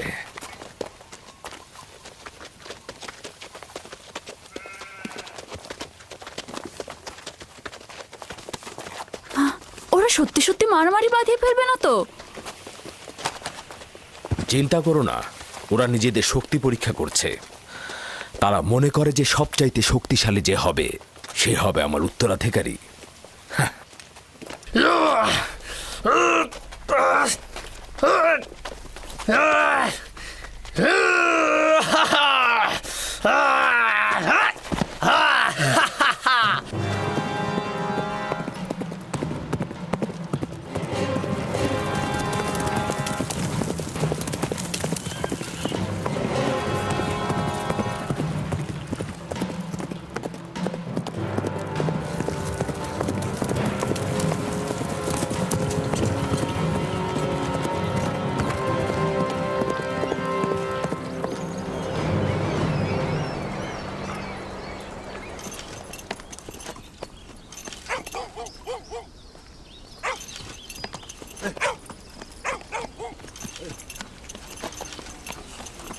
সালাম, ইয়াকুব নবীকে চেনেন?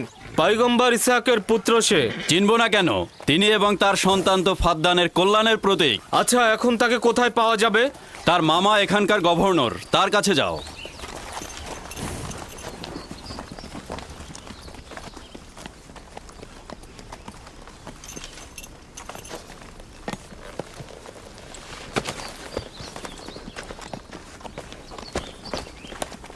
কি চাই? কানান থেকে বার্তা এনেছি, জনাব গভর্নরের সাথে কথা বলতে চাই। ঠিক আছে, আসুন।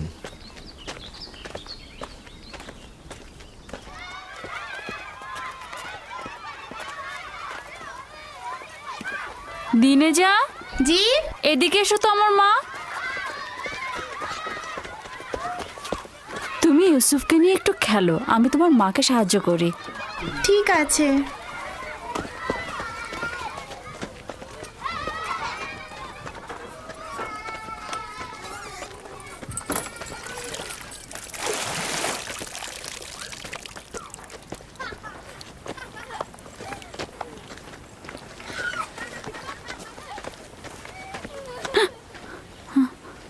রাহেল, কোনো খবর আছে?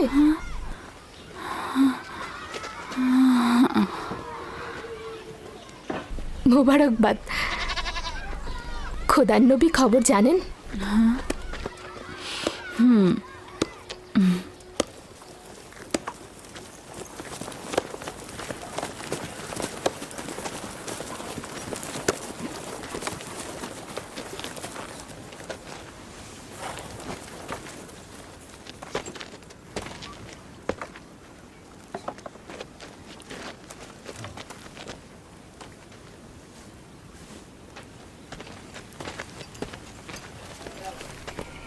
সালাম নানাজান।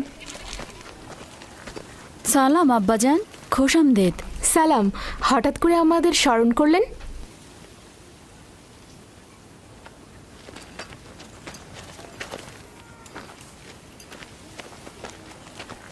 কি হয়েছে আব্বাজান? কোনো কিছু কি ঘটেছে আব্বাজান?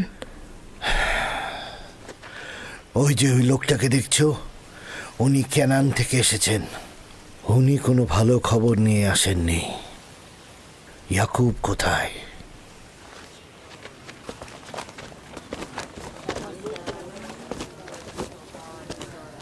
বাবা, আমার প্রিয় মামা লাবান, কি খবর? পথ ভুল করে আসেননি তো? যদিও জানি যে খবরটা তিক্ত, কিন্তু এটাই নিয়তি।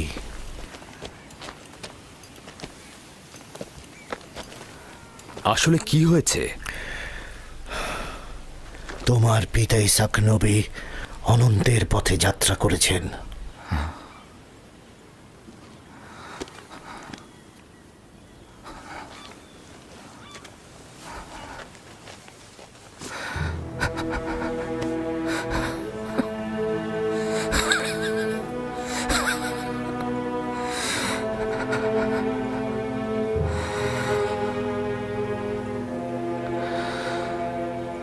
সকলে খোদার তরফ থেকে আসে, আবার তার কাছে ফিরে যায়।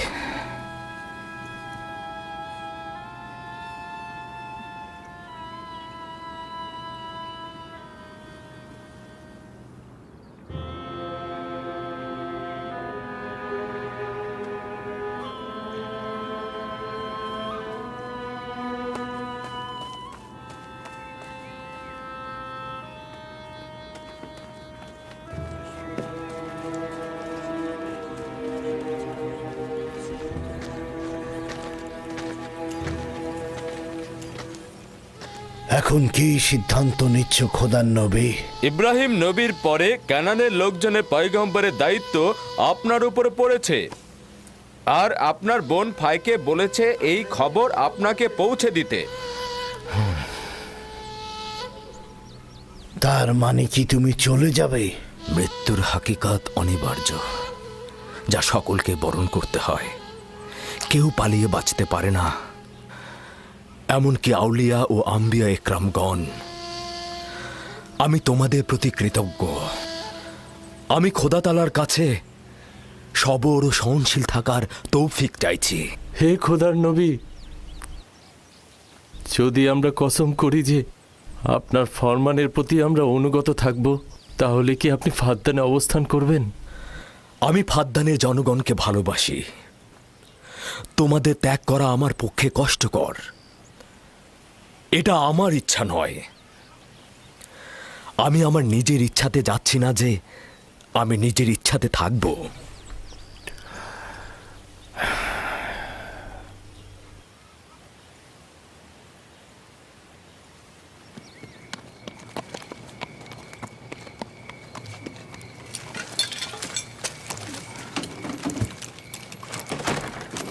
খোদা তাআলার ইচ্ছায় আগামীকাল আমরা ক্যানানের উদ্দেশ্যে যাত্রা করব।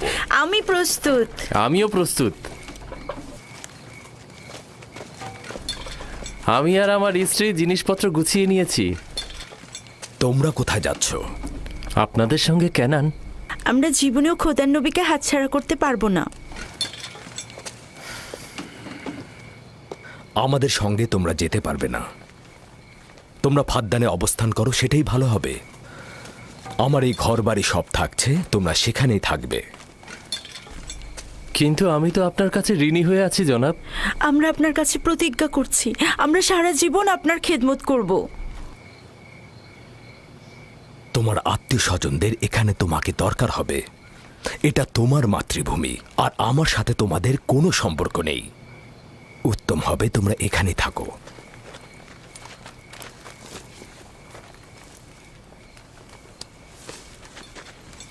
খোদা তাআলাকে অসংখ্য কৃতজ্ঞতা জ্ঞাপন করছি যে আমাদেরকে হেদায়েতের নূর দিয়েছেন। আমি তোমাদের হাসি, আনন্দ, দুঃখ, বেদনার বছরের পর বছর শরিক ছিলাম। তোমরা একদা নির্জীব পাথরের পূজারী ছিলে। খোদা তাআলা একত্ববাদের নূর তোমাদের কলবে ঢেলে দিয়েছেন। তোমরা সেই সকল নির্জীব পাথরগুলোকে দূরে নিক্ষেপ করেছ আর একাত্মবাদী খোদার দিকে ধাবিত হয়েছ। ইমানের মর্যাদা ও ইলাহির দাওয়াতের মর্ম বুঝবে। এমন যেন না হয় কুফুরি আর জাহিলিপনাকে ইমানের জায়গায় স্থান দিয়েছ, ইয়াকুব থাকুক আর না থাকুক। তোমাদের চিন্তাধারা আর কার্যকলাপের মধ্যে সব সময় এক খোদায় বিশ্বাস অটুট রাখবে। খোদা তোমাদের সহায় হোক।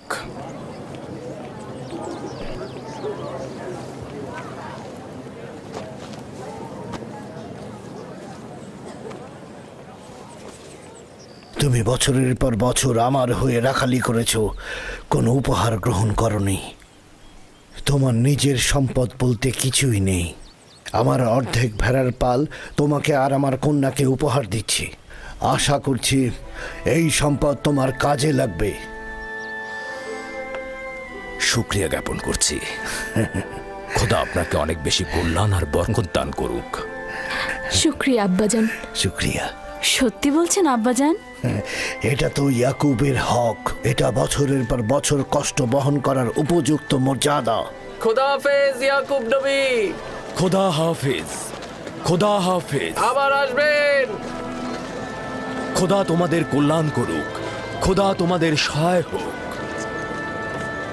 খোদা তোমাদের রক্ষা করবে। আমাদের দেখতে আসবেন। ভালো থাকবেন ইয়াকুব নবী, আবার আসবেন।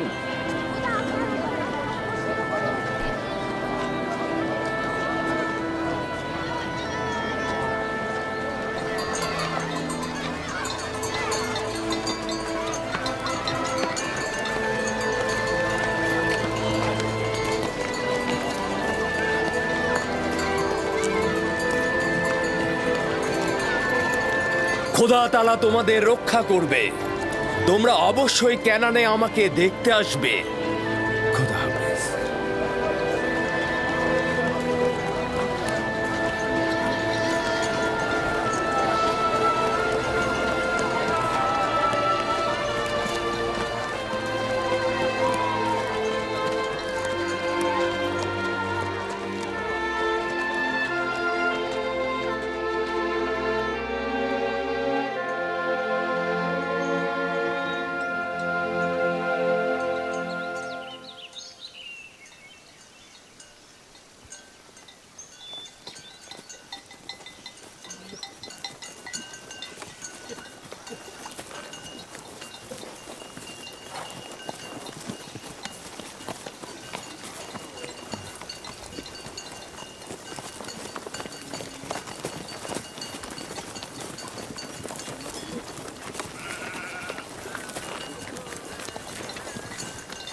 খালামণি, বেলহে আর জুলফা আমার আম্মাজানের প্রতি ঈর্ষান্বিত কেন? এটা তোমাকে কে বলেছে?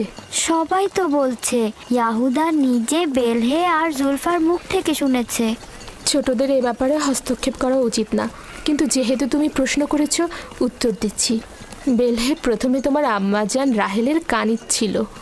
যেহেতু রাহেলের সন্তান হচ্ছিল না, সেহেতু তোমার আম্মাজান বেহেলকে তোমার আব্বাজানকে উপহার স্বরূপ দিলেন, যেন বেলহের কাছ থেকে সন্তান লাভ করেন। আর তোমার আব্বাজান তাকে অনেক ভালোবাসেন। বেলহে দল এবং নাপতলির জন্ম দিলেন। এতে সে তোমার আব্বা আম্মার কাছে অনেক সম্মানের পাত্র হলেন। এখন তুমি দুনিয়াতে আসার পর থেকে সে মনে করছে তার জায়গাটা নষ্ট হয়ে গেছে। খালামণি, জুলফা কি আপনার কানিজ ছিল? হ্যাঁ, রাহেলের উৎসর্গের পর আমিও জুলফাকে তোমার আব্বাকে উপহার দিলাম। চাইছিলাম না তোমার আব্বাজানের মোহাব্বত রাহেলার প্রতি অধিকতর হয়। জত ও আশরের মাতা হচ্ছে জুলফা।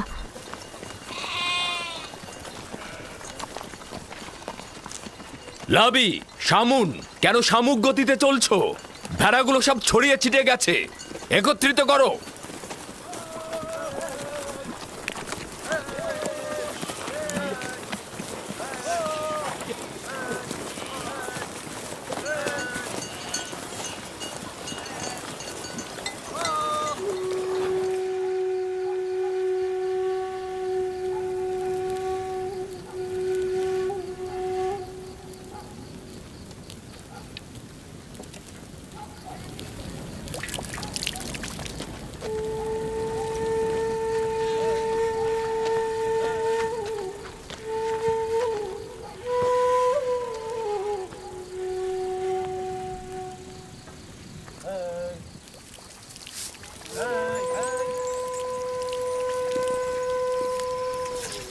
লিয়া, তুমি দেখেছো ইয়াকুব রাহেলের স্থানটা সবার উপরে দিয়েছে?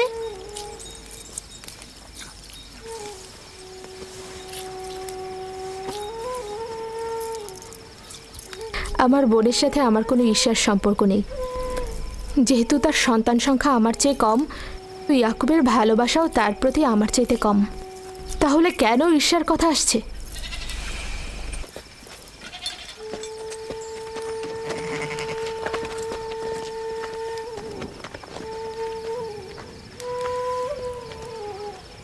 এটা তো পরিষ্কারই, তারা দুজন বোন, আমার পক্ষে কি আর কথা বলবে?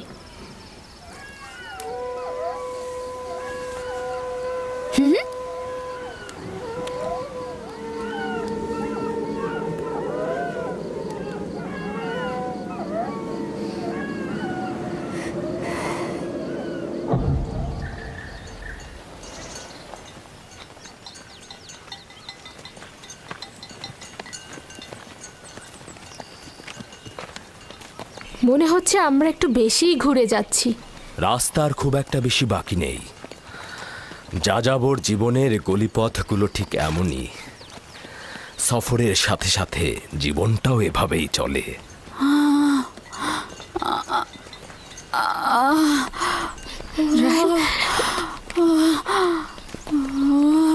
কেমন আর কত দূরে? আরো তো প্রায় 9 মাইল। আর একটু ধৈর্য ধরো। আমি আর পারছি না। লিয়া, ইয়াহুদা, লাবি, শামুন, এখানে তাঁবু ফেলো, আমরা এখানেই অবস্থান করব। ক্যানান কি এখান থেকে অনেক দূরে? গিলা, দ্রুত ক্যানন যাও, আমার বোন সহ একজন ধাত্রী নিয়ে এসো। দ্রুত যাও। জি জনাব। চিন্তা করবেন না, আমি দ্রুতই ফিরবো।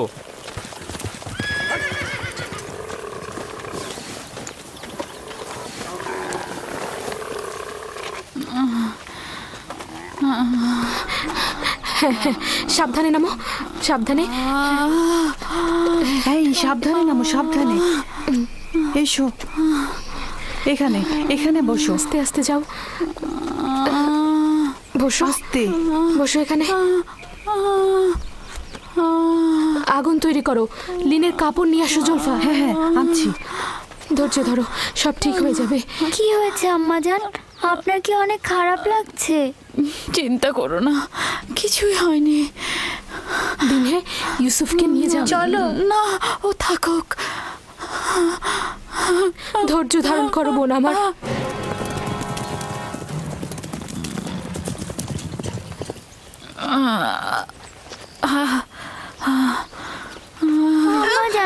আম্মাজান কি হয়েছে?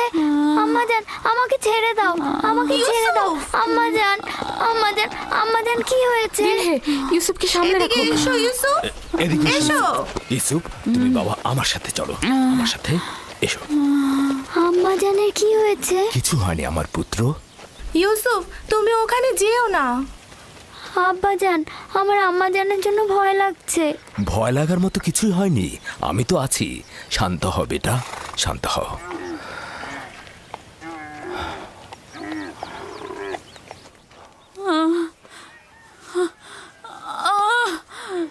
খোদা তাআলা তাকে রক্ষা করুক।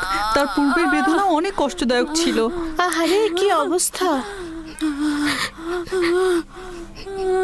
ইয়াকুবকে বলো দোয়া করতে।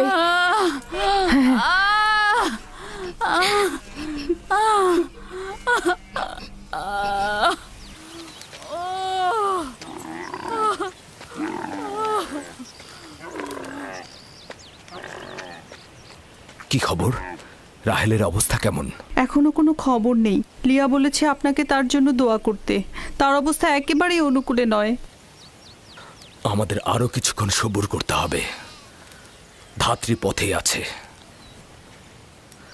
যাও তার দিকে লক্ষ্য রাখো। আব্বাজান, আম্মাজান কি আমাদের ছেড়ে চলে যাচ্ছে? তোমাকে কে বলেছে এগুলো? তোমার আম্মাজান তোমার জন্য ভাই নিয়ে আসবে। কিন্তু আমার ভয় লাগছে। ভয় পেও না আমার পুত্র।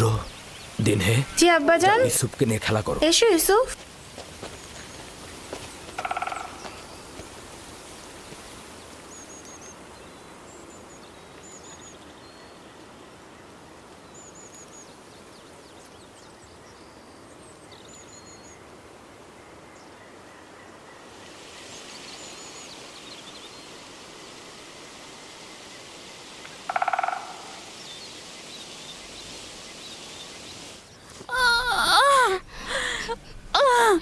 যদি রাহেলের পূর্বের মতো অবস্থা হয়, খোদা তাআলা তাকে রহমত দান করুন।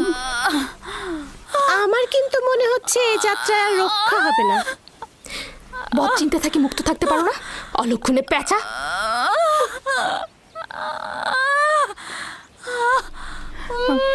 রাহেল, একটু ধৈর্য ধরো। রাহেল, একটু সবুর করো।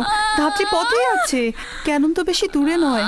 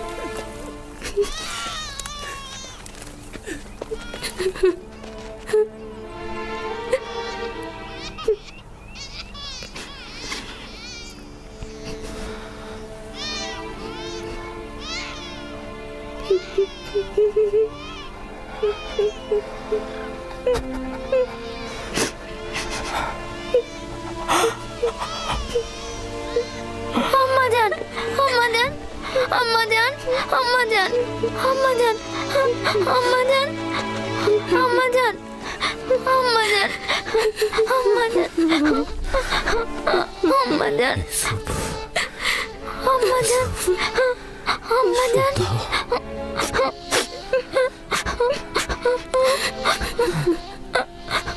আম্মাজান, আম্মাজান, আম্মাজান, আমার সন্তানকে দেখে রাখবেন, আমার ইউসুফকে দেখে রাখবেন।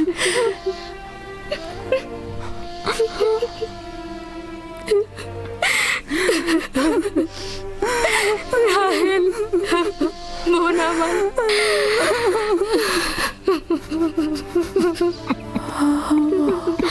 ওদেরকে কখনো অবহেলা করবেন না। মায়ের অভাব যেন ওরা বুঝতে না পারে, কথা দিন। আম্মাজান, আম্মা,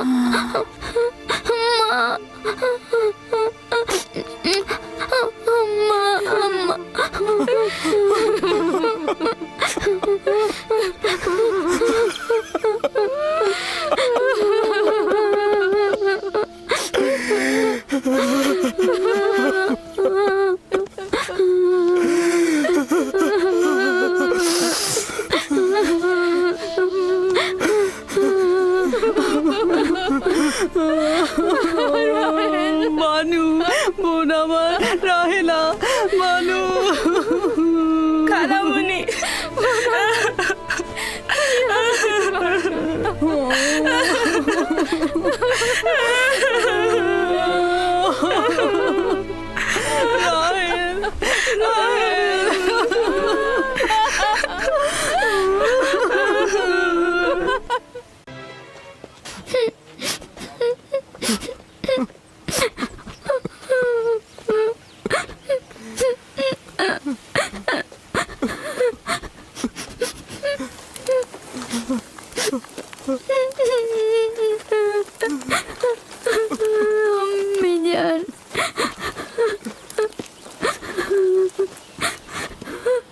রাহেলের নামে ইঙ্গিত ছিল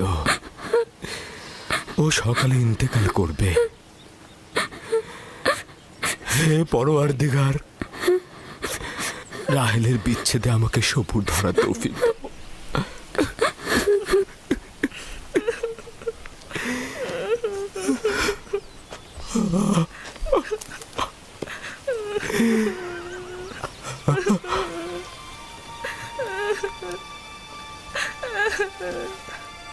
আব্বাজান, কেনানিগণ এসেছেন।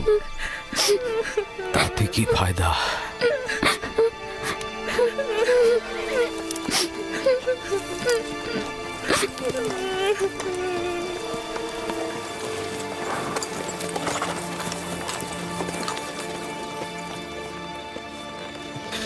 কোথায় রোগী? কোথায়? তাঁবুর ভেতরে। তাড়াতাড়ি যাও, তাড়াতাড়ি। হ্যাঁ হ্যাঁ। সালাম হে খোদার নবী। সালাম আমার বোন। অনেক দেরি করে ফেলেছ বোন, রাহেল আর নেই। সেই রাহেল ছিল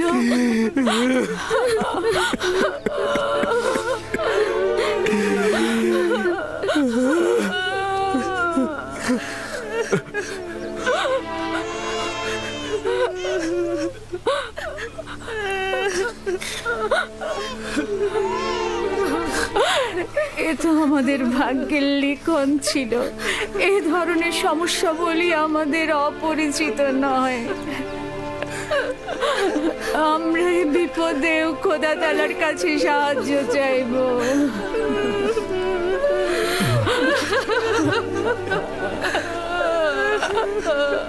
তুমি নিশ্চয়ই রাহেলার বোন লিয়া। তোমাকে কি বলে সান্ত্বনা জানাবো আমার সেই ভাষাটাও জানা নাই।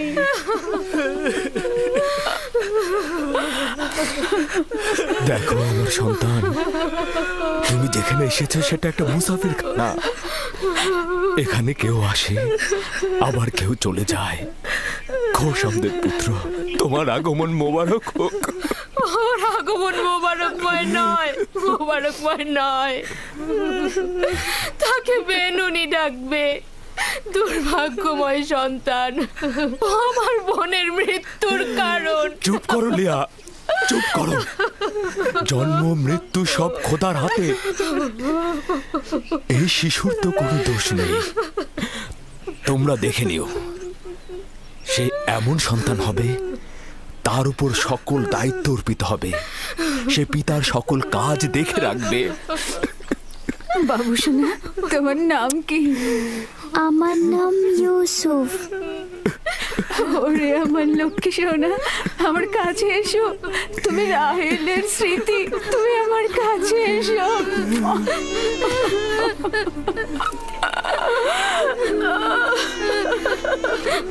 Amazon, Amazon, Amazon. আমাজান।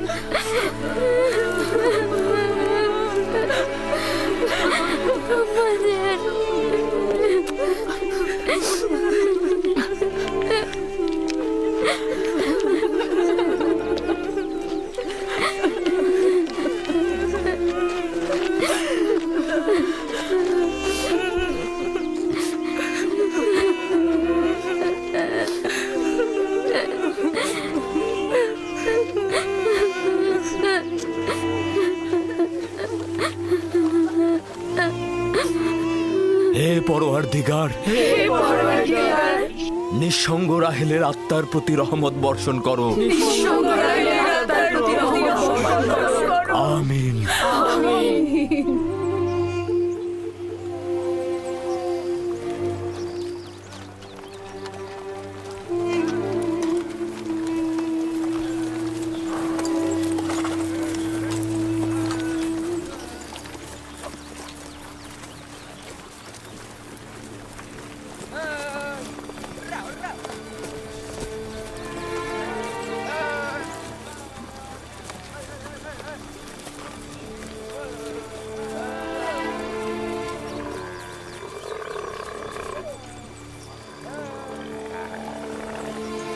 ফুপুজান, আমার আব্বাজান বলেন খোদা তাআলা যাকে সবচেয়ে বেশি ভালোবাসেন তাকে তিনি তার কাছে নিয়ে যান।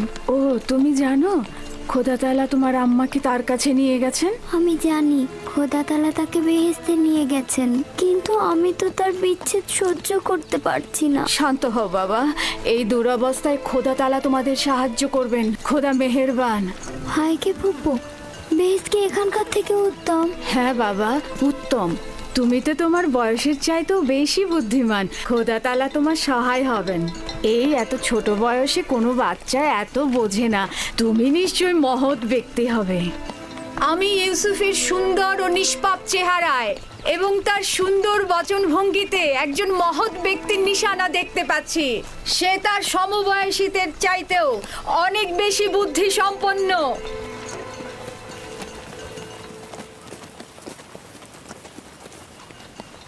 চুপ করো বোন, চুপ করো।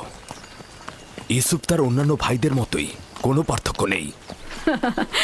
ইউসুফের চেহারা এবং বুদ্ধিমত্তা দেখে আমি মুগ্ধ। আমি ইউসুফকে আমার কাছে রেখে লালন পালন করতে চাই। আমি তার মায়ের অভাব পূরণ করব। তোমার কাছে অনুমতি চাইছি। আমি আমার বোনের কাছে শপথ করেছি যে তাকে তার মায়ের অভাব বুঝতে দেব না। তাকে আমার সন্তানদের মতোই লালন পালন করব।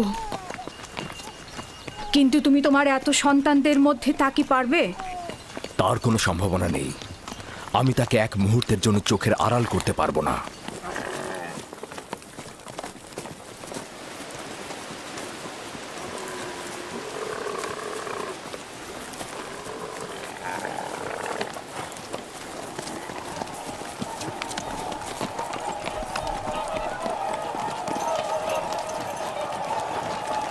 অবশেষে পৌঁছালাম।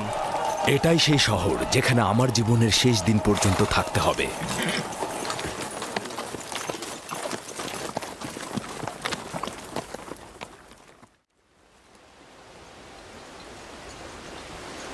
ইয়াকুব নবীর কাফেলা আসছে। সবাই দেখো, ইয়াকুব নবীর কাফেলা আসছে।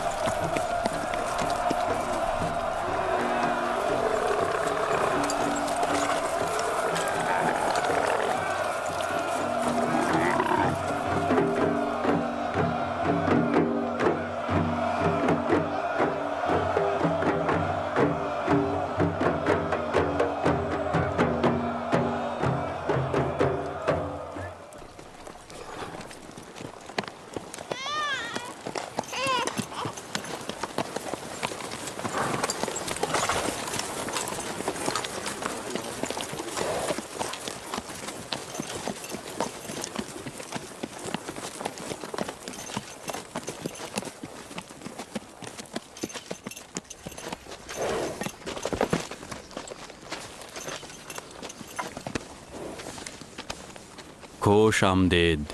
খোদার নবীর আগমন সাদরে গ্রহণ করছি এবং আপনার শোকের সমবেদনা জ্ঞাপন করছি।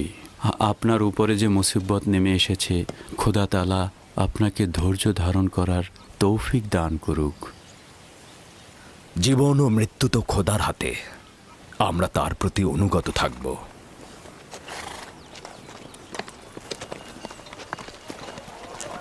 খোশ আমদেদ। খোদা আপনাদের সহায় হোক। খোশ আমদেদ, খোশ আমদেদ, খোশ আমদেদ।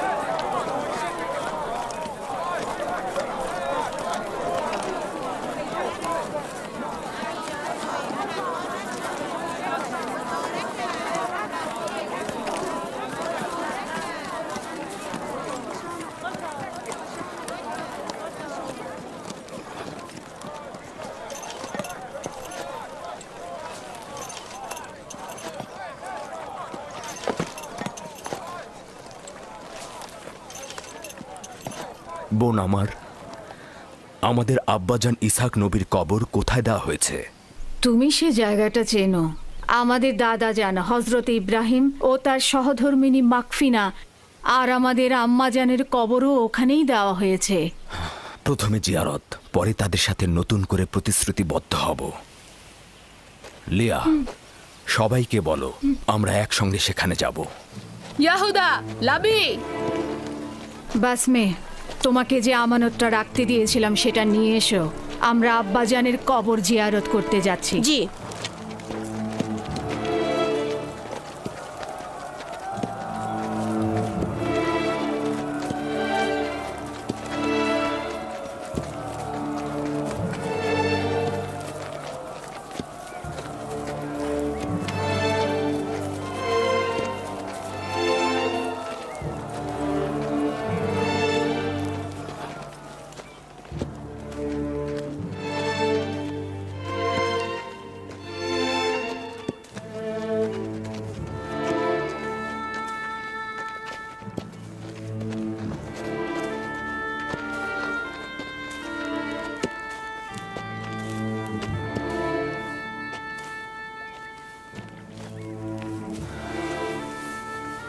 ইব্রাহিম পয়গম্বর, আপনার উপর দরুদ বর্ষিত হোক।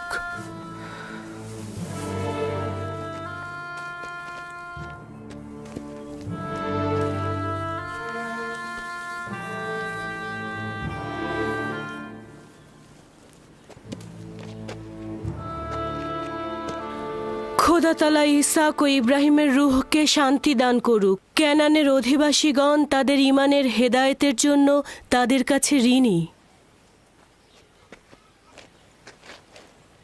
মৃত্যুর সময় আব্বা খুব করে চাইছিল তোমাকে একবার দেখবে।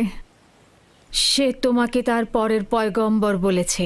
তোমাকে তার ওসিয়তনামায় আব্রিয়ানদের পরবর্তী পথ প্রদর্শক হিসেবে প্রতিশ্রুতি দিয়েছে। তার বিদেহী আত্মার মাগফিরাত কামনা করছি এবং সাহস সঞ্চার করছি। হে খোদা, আপনি আমাদেরকে এই কঠিন ধাপ পার হতে সাহায্য করুন।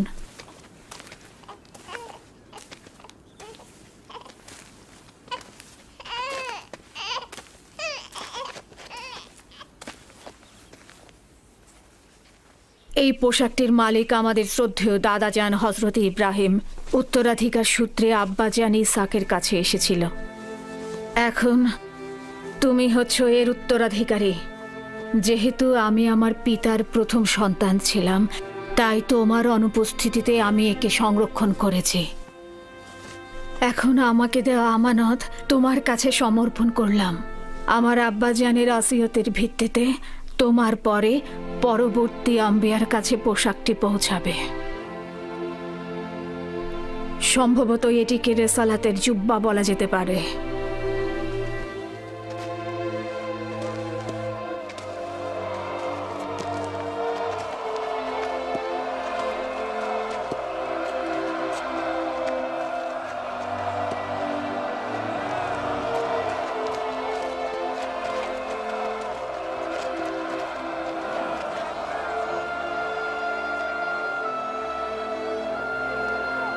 আমিও কেনানের অধিবাসীগণ তোমার কাছে বাইয়াত গ্রহণ করছি আর তোমার রেসালাতকে স্বীকৃতি দিচ্ছি।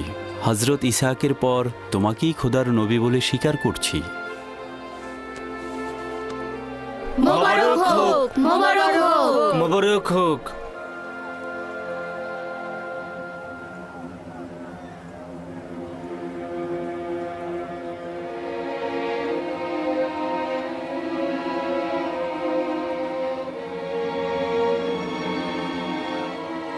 তুমিও কি এটাই ভাবছো যে আব্বাজানের পর এই জামা কার কাছে যাবে? সেটা তো ভালোভাবেই বোঝা যায়, যে বেশি শক্তিশালী হবে সেই পাবে। তোমরা ভুল করছো। যার ইমান বেশি শক্তিশালী হবে সেই এটা পাবে।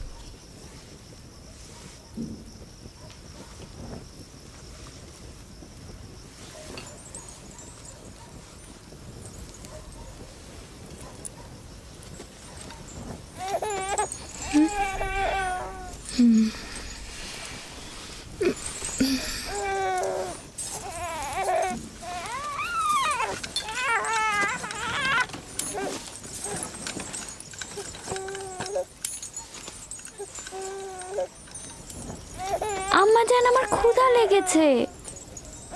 আমাদের খাবার দেবেন না আম্মাজান? কি হলো, খাবার দাও। একটু ধৈর্য ধরো, এমন কিছুই হয়নি।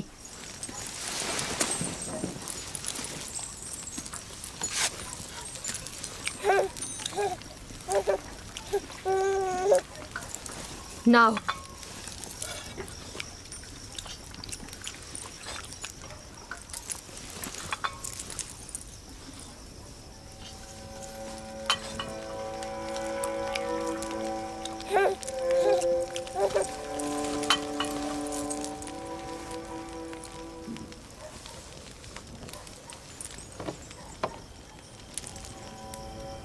কি হয়েছে তোমাদের? খাচ্ছ না কেন? আমার বেলায় এত অল্প আর ইউসুফকে এত বেশি। কথা কম বলো, চুপ করে খাও। আহা থামুলিয়া, এগুলো কি করছো? নিজের উপর নিয়ন্ত্রণ আনো। বেনিয়ামিনকে আমি দেখাশোনা করছি, তুমি বাচ্চাদের খাবার দাও। এতগুলো বাচ্চার দেখাশোনা করা আসলেই মুশকিল। লিয়া, আমি জানি তোমার হক রয়েছে। তোমার 7 ছেলে 1 মেয়ে, সাথে আবার রাহেলের ছেলেও যোগ হয়েছে। আমার চাওয়াটা আবারও মনে করিয়ে দিচ্ছি। সব সময় আশা ছিল আমার একটি সন্তান থাকবে, কিন্তু সে আশা কখনো পূরণ হলো না। আমার বয়সের আর অল্প সময় বাকি আছে। আমার ইচ্ছাটা পূরণ করো। রাহেলের এই ছেলেটাকে আমার কাছে দাও। নিশ্চিত থাকো যে আমি একে চোখের মনি করে রাখবো। দেখছই তো লিয়া কতটা কষ্ট করছে। তোমরা কিছুটা হলেও ইউসুফ আর তার ভাইয়ের কথা চিন্তা করো। আমি তার দূরে থাকাটা কিভাবে মেনে নেব? আমি ওকে দূরে কোথাও নিয়ে যাব না। তোমাকে কথা দিচ্ছি, ওকে তোমার সাথে প্রতিদিন দেখা করাবো। যদি কোনো রকম প্রতারণা করি, মিথ্যা বলি, আমাকে তোমরা ক্ষমা করো না। জীবনের শেষ বিন্দু দিয়ে, ভালোবাসা দিয়ে ওকে আগলে রাখবো, মানুষের মতো মানুষ করব। বিশ্বাস করো, রাহেলের আত্মা যেমন শান্তি পাবে আর তোমরাও স্বস্তিতে থাকবে। কিন্তু ফায়েক, আমার সাথে আমার বোনের প্রতিজ্ঞার কি হবে? আমি আমার বোনকে কথা দিয়েছিলাম ইউসুফকে তার মায়ের অভাব কখনোই বুঝতে দিব না। ফায়েকে তোমার সেই অঙ্গীকার বাস্তবায়ন করবে। নিঃসন্দেহে সে ইউসুফকে অনেক বেশি ভালোবাসবে। দেখুন, আমার সন্তানদের প্রতি খেয়াল রাখতে গিয়ে ইউসুফের প্রতি কখনোই অবজ্ঞা হবে না। ব্যাপারটা ঠিক বিপরীত। আমার ধারণা তুমি অন্যান্য সন্তানদের প্রতি গাফেল হচ্ছ, ইউসুফকে বেশি ভালোবাসছো। ইউসুফ পুত্র আমার, এদিকে এসো।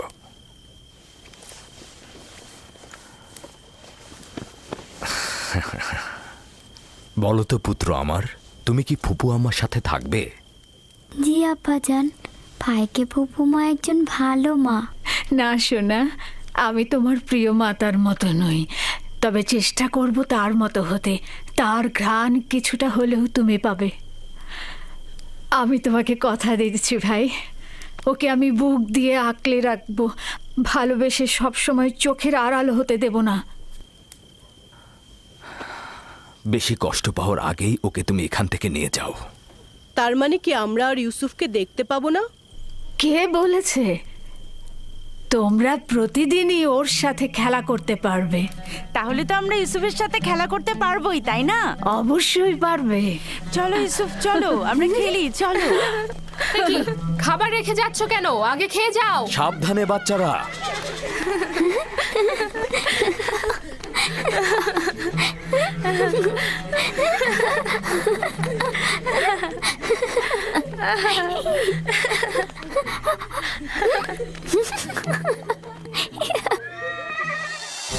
এই কোমর বন্ধনীটি তোমার দাদা জান ইসাক নবীর। তার অনেক আশা ছিল যে নবুয়ত প্রাপ্তি হবে সেই এই কোমর বন্ধনীটি ব্যবহার করবে। আমি তোমাকে এটা পরিয়ে দিচ্ছি। তোমাদের একটা কথা বলি, পরশ্রী কাতরতা, যার দরুন নিয়ামত ও আর্থিক উন্নয়ন ক্ষতিগ্রস্ত হয়, এতে করে ধ্বংস নেমে আসে। পরশ্রী কাতরতা হচ্ছে অন্যের থাকাটাকে সহ্য না করা। ইউসুফ তো মেধা সম্পন্ন, তাই না? আর তাছাড়া তার সুন্দর চেহারা ও বচন ভঙ্গি ভালোবাসা পাওয়ারই মতো। হ্যাঁ, সে কারণে তো আমরাও তাকে ভালোবাসি। কিন্তু আব্বাজান তাকে এত বেশি আহ্লাদ দিয়েছে যে সে নিজেকে এখন সবার চাইতে বড় মনে করছে। ইউসুফকে খুঁজে পাওয়া যাচ্ছে না। খুঁজে পাওয়া যাচ্ছে না? কেন খুঁজে পাওয়া যাবে না? তোমরা একসাথে খেলো নি? হ্যাঁ, ও তো লুকিয়েছিল। কই পড়ে যায়নি তো? পড়ে যায়নি তো।